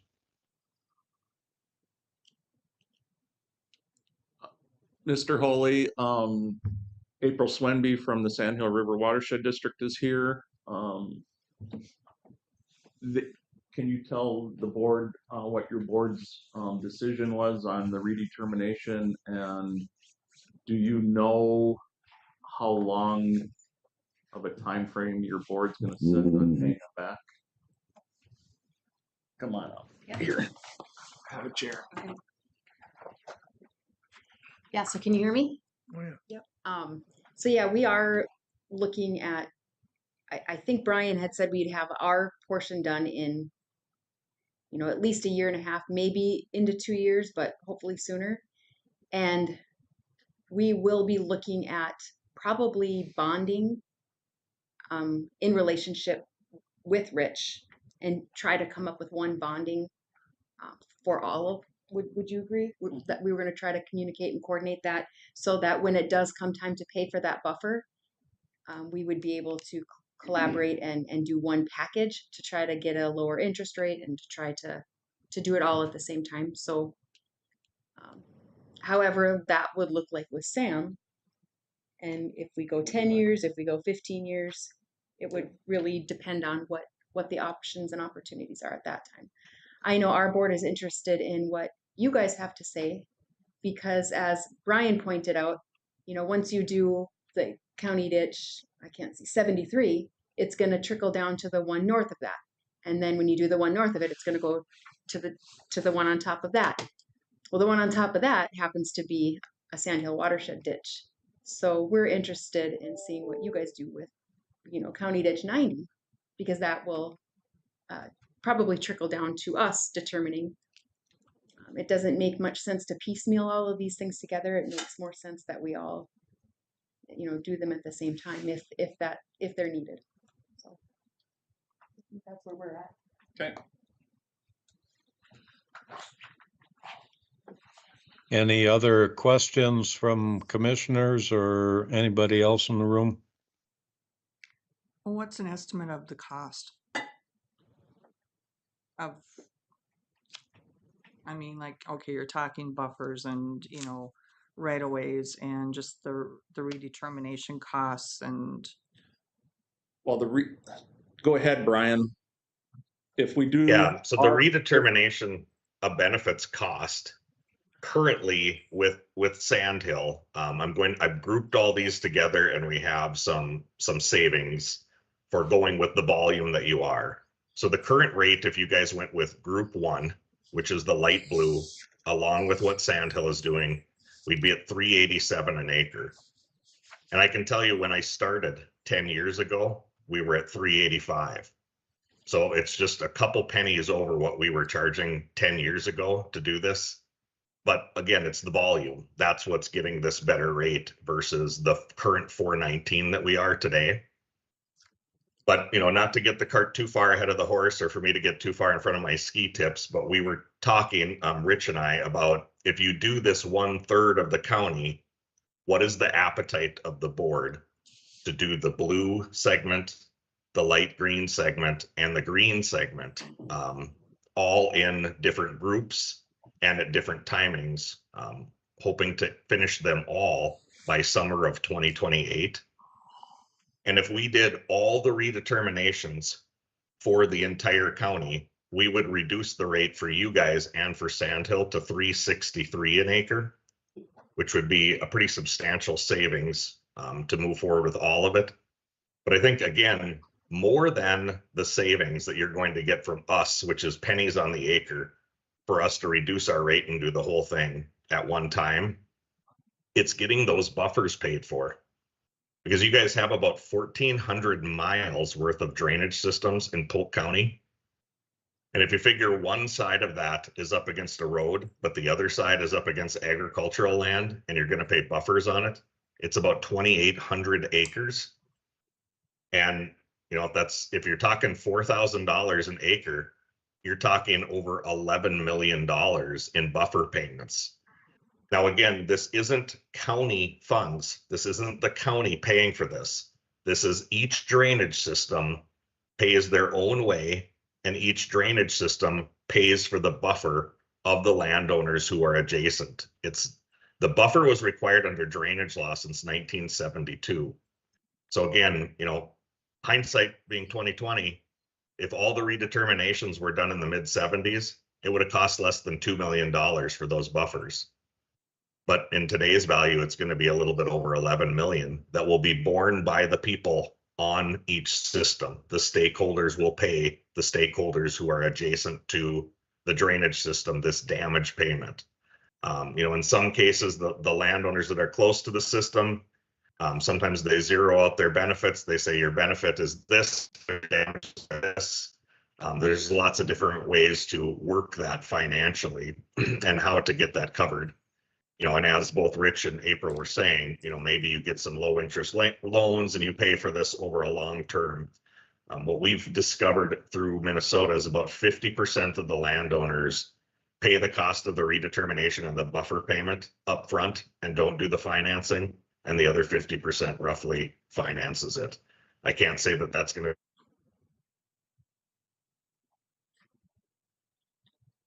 Yeah, and the only thing I got to add is like when we did JD 72 and State Ditch 61 up in the dark green, there was times where the ditch had more right of way than the 16.5-foot buffer, so you weren't buying anything. Mhm.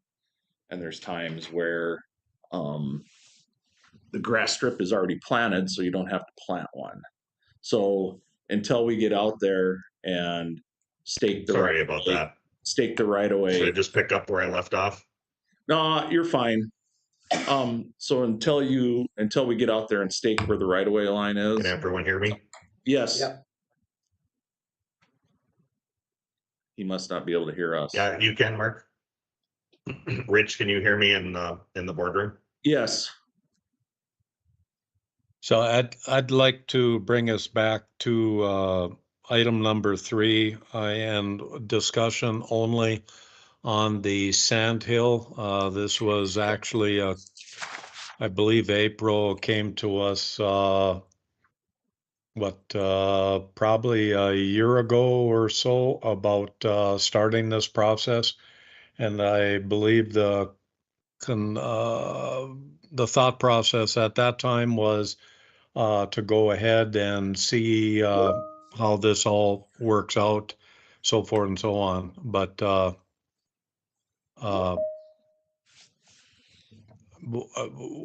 I'd like to get back to just the Sand Hill and questions on the Sand Hill. And if no questions, entertain a motion to move forward with it.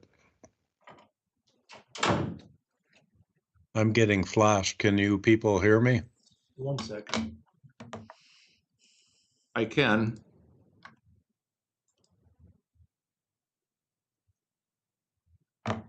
Can you hear us? Yes. Okay. And we can see you. Brian was coming back in. Brian was coming back in, so you had to. So sorry about that. That's Can you okay. guys hear me okay now? Yep. Okay, So- sorry. You want me to pick up where I left off? No, you're good, Brian. Okay. They're having discussions about the motion for the Sand Hill. I'll make the motion to go ahead with the redetermination in the light blue areas of the Sand Hill, or the county ditches in the light blue area with the Sand Hill redetermination. I'll second that motion. Warren seconds. Any other questions, comments?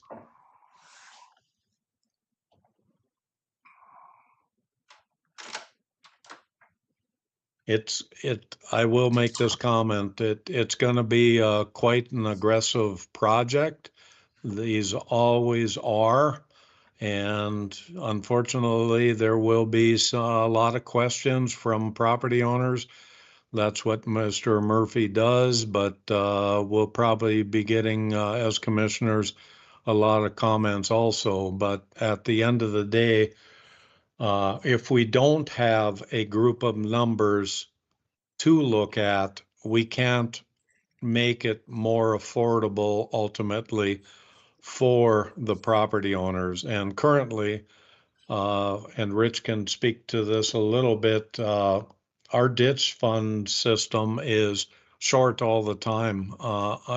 At the cost of maintenance today, cleaning a mile of ditch, depending on, probably averages close to $4,000 to $5,000 per mile, and a lot of our ditch fund are close to. We can't do much cleaning of these ditches, and it's getting to be a real problem out there. And like I said earlier, it's too bad this wasn't done many years ago. But again, the process needs to go forward in order to bring things up to date, to get the numbers that we, the board, can then help the public, the property owners, understand, and how we, whether we bond that money over 10 years or 20 years or whatever ends up happening with those numbers.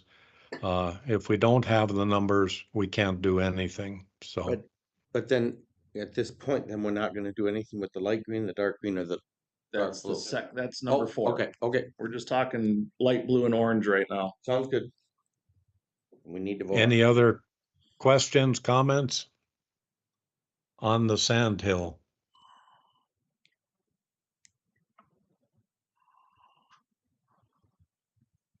All in favor? We had a motion by myself and Warren second. All in favor of going forward with the sand hill redetermination and the blue areas, say aye. Aye. Aye. Opposed? Motion carried to go ahead with the sand hill redetermination. Okay, so number 4 was taking into account light green, dark blue, dark green. Rich, did you want to do your motion or ask? Oh, so Issue overviewers? Oh, yeah. So the second part of the discussion is the Sandhill has hired H2O overviewers to be their viewers.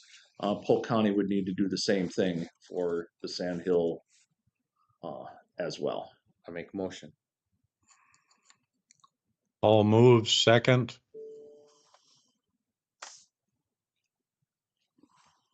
All second.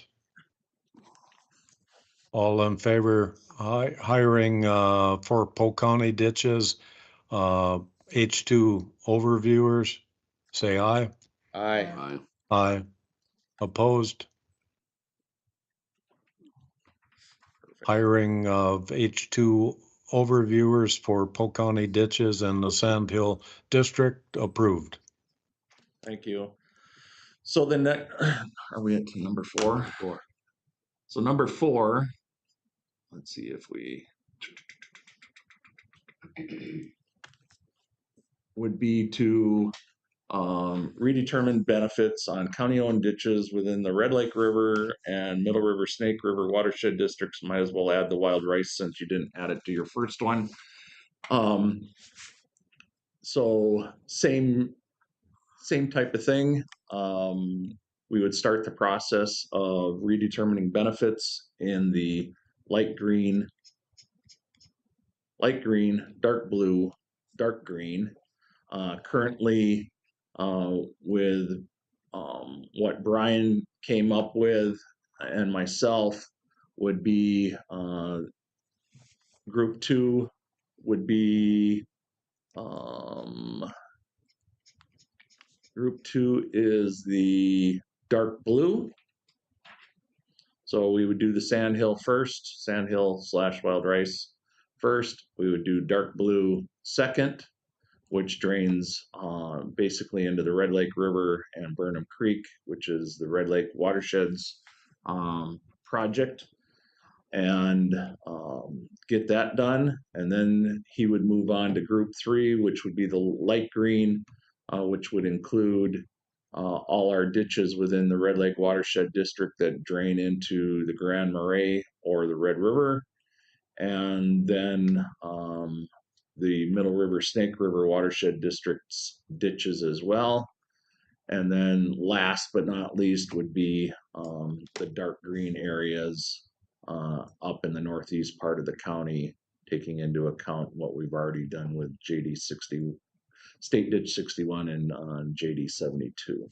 What about the little bit by 57, right by Polk County there, that you were talking about, one little, right by where you're. Well, that's the wild rice. So we would, more than likely, he's going to do that when he does the orange. Oh, okay.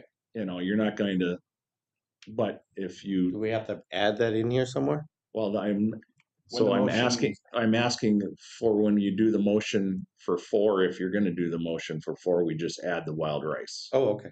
Yep. Okay. Okay. And that way the rest of the county is all taken care of All right. in one motion. All right. And we don't have to worry about it.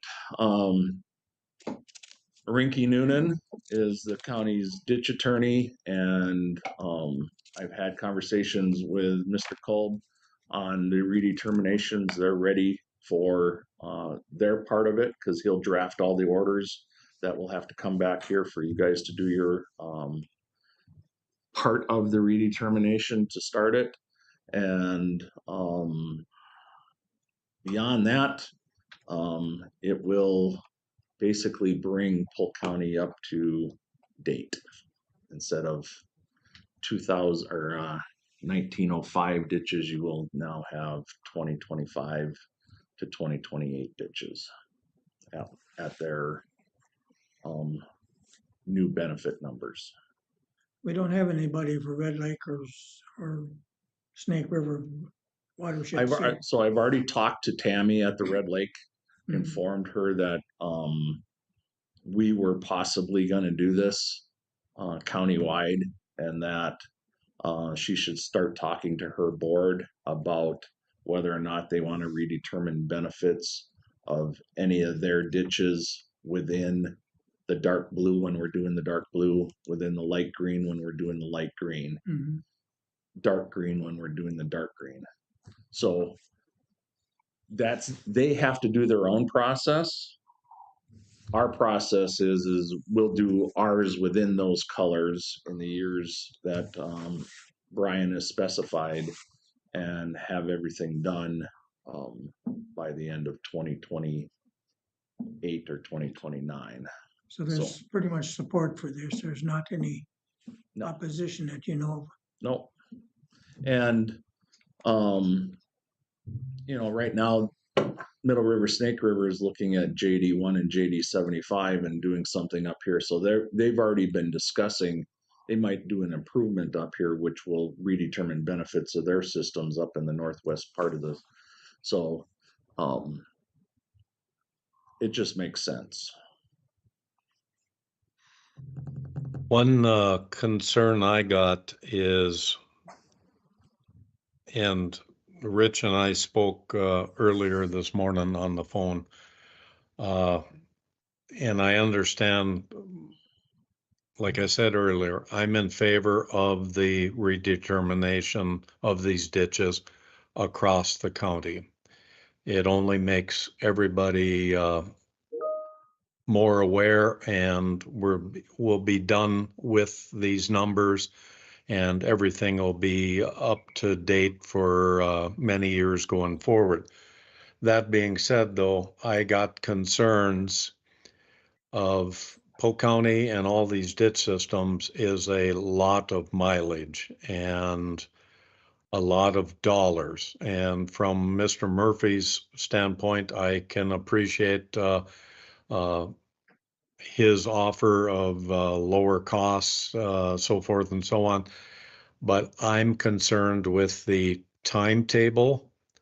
I think the timetable is maybe a little bit aggressive, not so much from the standpoint of his workload, but also information for property owners, especially when you get up into my district with as many ditches. I mean, there's a ditch every mile, and some of these property owners are going to be hit on every mile, and some of them will receive compensation on every mile. And I'm just a little bit concerned, one, the frequency of meetings, and two, the amount of money that the county will have to deal with at some point in the future. Being so aggressive with the redeterminations. Brian, if you could maybe give just a quick overview of if the board decides to go forward with zone 1, 2, well, 1 is done, 2, 3, and 4, what your time period kind of is, and so forth and so on. Yeah, no, thank you, Mr. Chair. Yeah, without a doubt, this is, I don't know, Rich could maybe answer next to roads. This has got to be the largest piece of infrastructure that you guys maintain as a county. So it's definitely a big undertaking, and I appreciate the gravity of your concerns for those landowners on those systems. Typically, what we do to keep the landowners informed, I'll start there because I know you said about frequency of meetings. For each group, we generally have at least one landowner meeting, and that's where we mail out packets to every landowner that shows the map of their system, where their property is located within the system. We invite them to come to an informational meeting. It's informal, no decisions are made, where we can talk candidly with them about the benefits that have been applied. We stay as long as we need to and answer any one-on-one questions afterwards, then allow time for individual site visits if they require that prior to the final hearing. We like to have anywhere from 6 to 8 weeks between the landowner meeting and the final hearing. And we're always cognizant of when these meetings take place so that we're not inviting them to come when it's spring planting or fall harvest. No better way to upset everybody than to drag them out of the field for a meeting to talk about ditches. So we try to make sure those are either midsummer or in the winter. Try to catch, I know a lot of folks leave for the winter, but we try to do our best to catch them and make available to them. All these meetings will be available online as well. So then as far as the costs go for us, and the cost you're going to pay us, again, I think is going to be pretty marginal compared to the buffer costs. So I think that's the big thing, is that how are you going to move through and how are you going to cover the cost of the buffer? And I know it's a little bit out of my lane, but I've seen a lot of counties. We've done 9 counties that we've done countywide. And typically what they do is what you're talking about. They bond for it. They try to find low interest loans, and then they amortize that out over a 10, sometimes even 15-year period. Typically what they look at is the highest paying landowner and what that dollar amount looks like, and then try not to burden those individuals too much, and then just kind of let the rest of the chips fall where they may. Again, my experience has been about 50% of them pay up front, the other 50% finance. It is aggressive to go through this many systems this quickly, without a doubt. Talking about kind of the end of 2028, bringing this all to closure. So we're talking about 2.5, 3 years to finish these. But I think the nice thing you have then is you don't have these fluctuations in buffer payments that you're going to pay people. Everybody's going to kind of get the same hand dealt to them as we move through these and get everybody's values up to date of around the same time. As these drainage systems were established through the counties and through the courts, that's when the benefits were determined the first time through. So you have these varying amounts of benefits throughout the county. But when all of them get done at the same time, you kind of have that nice even flow of benefits for everybody. You're looking at the same values, you're looking at the same dollar amounts for not only benefits, but also the damage payments. But yeah, I guess I understand your concerns. And if you think that, like that light green area specifically in your area, Commissioner, if you feel that could be broken up into yet another group, so instead of 4, we have 5. I am not opposed to that at all. The big thing I wanted to do is I wanted the groups to be in the same geographic area where one system may impact another system, so that could all be explained to the landowner at the same time, so that all of them kind of get the big picture of that area and how all of these kind of work together. But you guys are driving the cart. We're just in it. If you want to do it a different way, different group numbers, we're happy to accommodate that any way we need to. And I'm just going to throw this out. It's not something I asked Rich this morning. Basically, number 4 is a spinoff of number 3, and I understand why it's necessary, but Rich, would you be opposed to? I mean, this is a huge undertaking, a lot of money, uh, bond dollars, so forth and so on. Would you be opposed to bringing this back either next meeting or another meeting to discuss? Like I said, I'm in favor of it. The aggressiveness and the overall dollars kind of concern me. And ultimately, it's going to be the property owner paying, but I'm just, I want everybody to be comfortable when we, if you would, put the bow on the box to go forward. So uh, this kind of, we knew the Sandhill was in the works, and this one is possibly kind of taking us out in left field. Rich, would you be opposed to bringing it back next meeting or the next April meeting? Yeah, I don't have a problem with that at all. I mean, I brought this forward for more discussion than anything. Yeah, it would be great if it was approved today because then Brian would know right away. But even Brian knows that this was going to be a heavy lift all in one board meeting. And so if you want to sit down and have a meeting with myself and Sam and Mr. Whiting and Brian and figure out a game plan and come up with some answers, we're willing to do that. That's not a problem.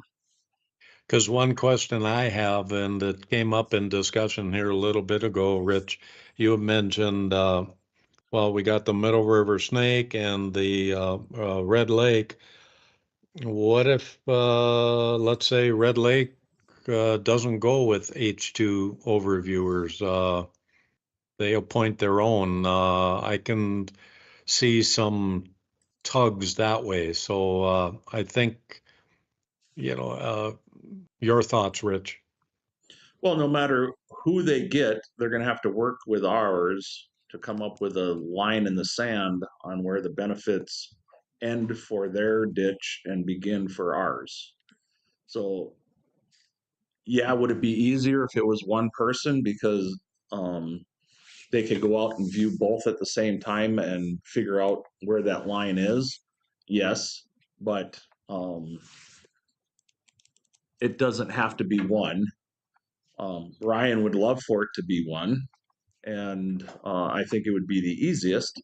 But if Red Lake decides to go with somebody else and Middle River, Snake River decides to go with a third, they're just all going to have to work together to come up with where that line is. And maybe Red Lake doesn't want to redetermine benefits on their systems at all. And Brian will just have to sort of work around their project and figure out where our project begins and their project ends. Yeah. You, Any comments from the commissioners?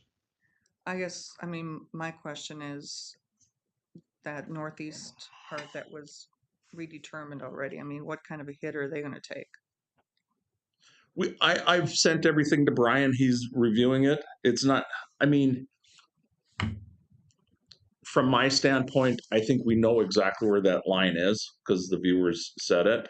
Mm-hmm. Brian just has that whole area as one area. So we would just have to work with them to segregate out what we've already done if we don't want to update them again. Well, You yeah, know, I mean, but 'cause, you know, they're, it's only 2 years old. yeah, and I I know. mean, and some of those landowners up there took a huge hit, Yeah. you know, and I mean, to upset, you Yeah. know, that again, I could not be in favor of that at all. Yeah. So yeah, he just showed the whole area because that's where all the ditches are in the northeast part of the county. Not to say that we would do that entire area. I've had that conversation with them already. Sent them everything that we've done in 2021, 22, and 23 already. So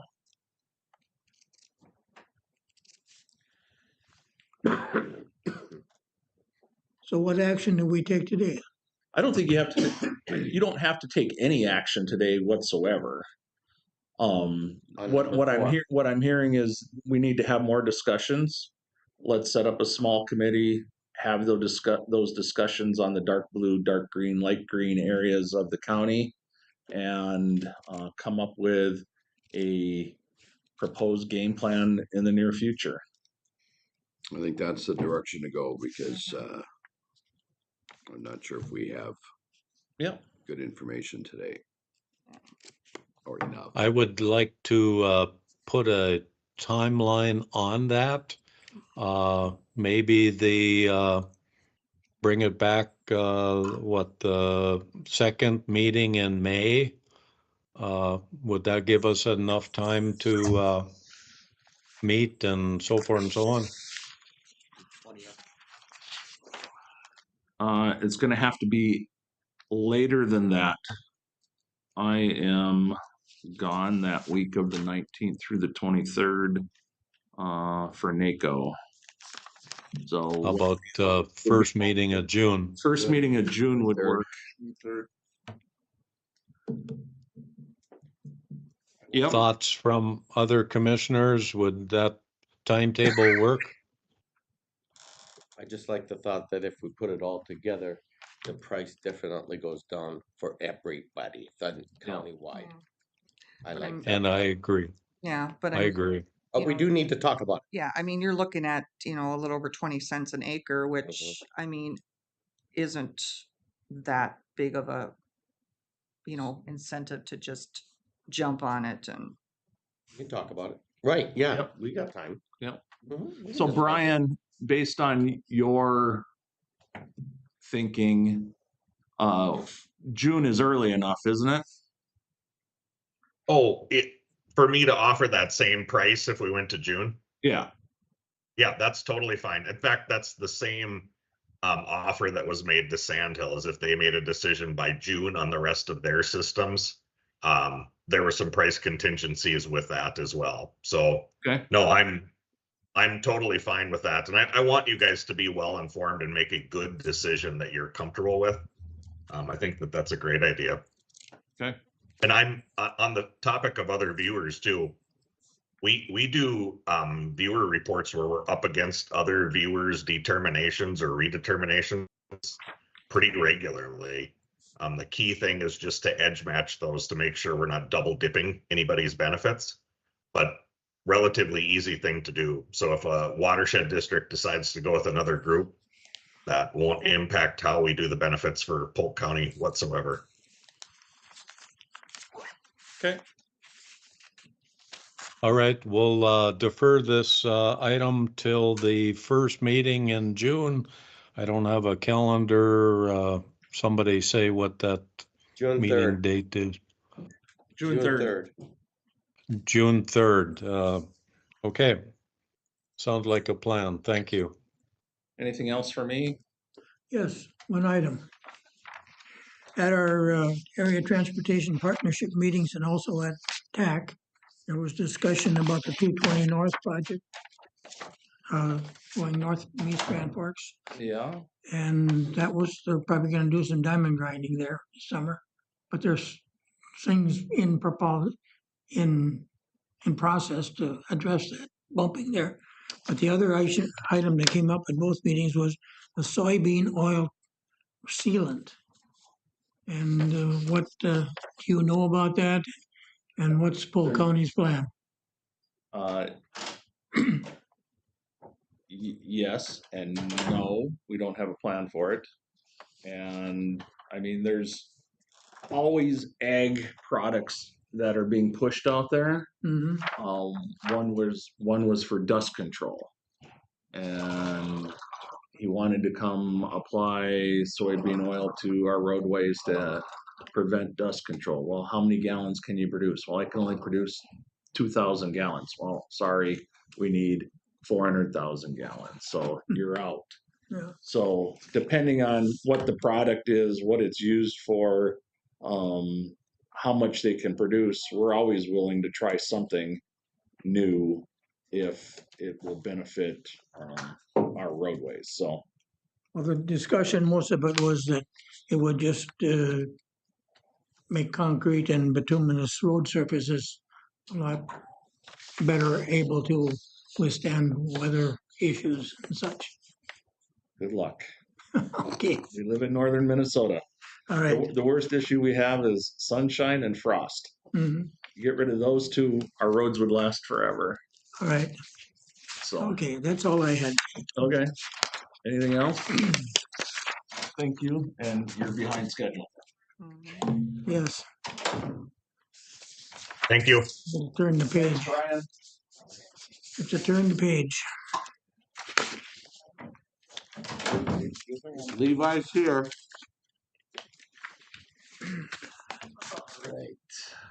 Good morning. Everybody hear me all right? Yeah, We yes. can. Perfect. Perfect. Still morning. Still morning.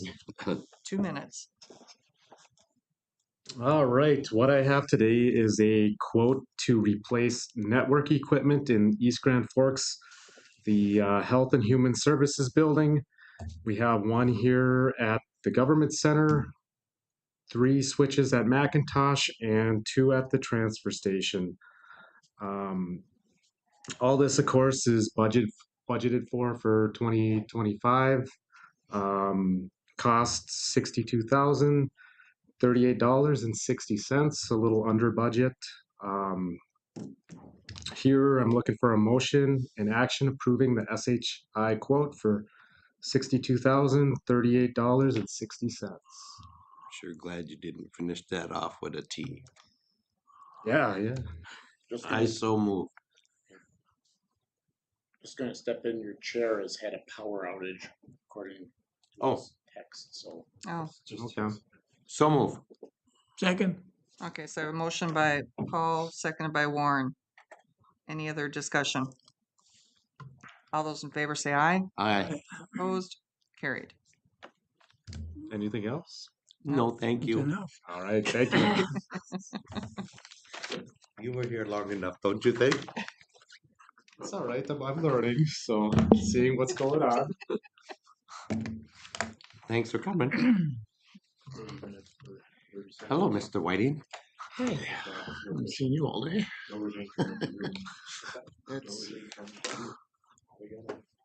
I've got, Good afternoon. yeah, Sorry. I've got 2 items. First one is kind of a fixing of the resolution you did back in November regarding closing out our American Rescue Plan funds.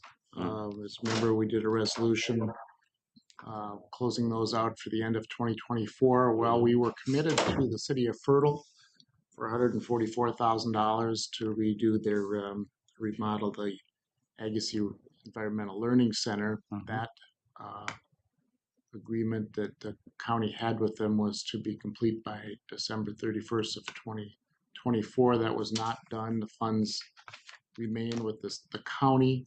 Therefore, we need to redesignate those. So I put together resolution 2025-19, which designates those as Sheriff's Department eligible expenses from last year. And that increases the amount that we did from about 1.4 million to just over 1.56 million. This will help us just clean up as we go through the audit. I'm still working with UMC and Rotary, Crooks and Rotary on their what do you call it, the funds that we did for scholarships. So I don't have a final number there, but I'll come back with yet another one when that gets cleaned up here sometime this spring. I will move. Okay, so I have a motion by Paul, Well, second, seconded by Gary. I think it's good to formally Yeah, I do too. designate this. Yeah, I don't need It's to what we'd be, agreed to do prior, so just Mhm. have some accurate figures now. Nobody wants to be on the wrong side of the federal government right now. Okay, so And all that those, these scholarships would be for Polk County students or residents, not That, for, Oh, that's that, not was- this would this. end That's the not whole this. program. oh, okay. this is just with This isn't the that city of Fertile. This is City of Fertile. Oh, all Yeah, right, let's fertile, get to the next one. okay.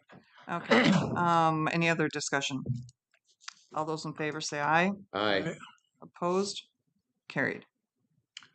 I thought it was time perhaps to come forward and ask to fill the finance director position. I think my memo kind of explains this.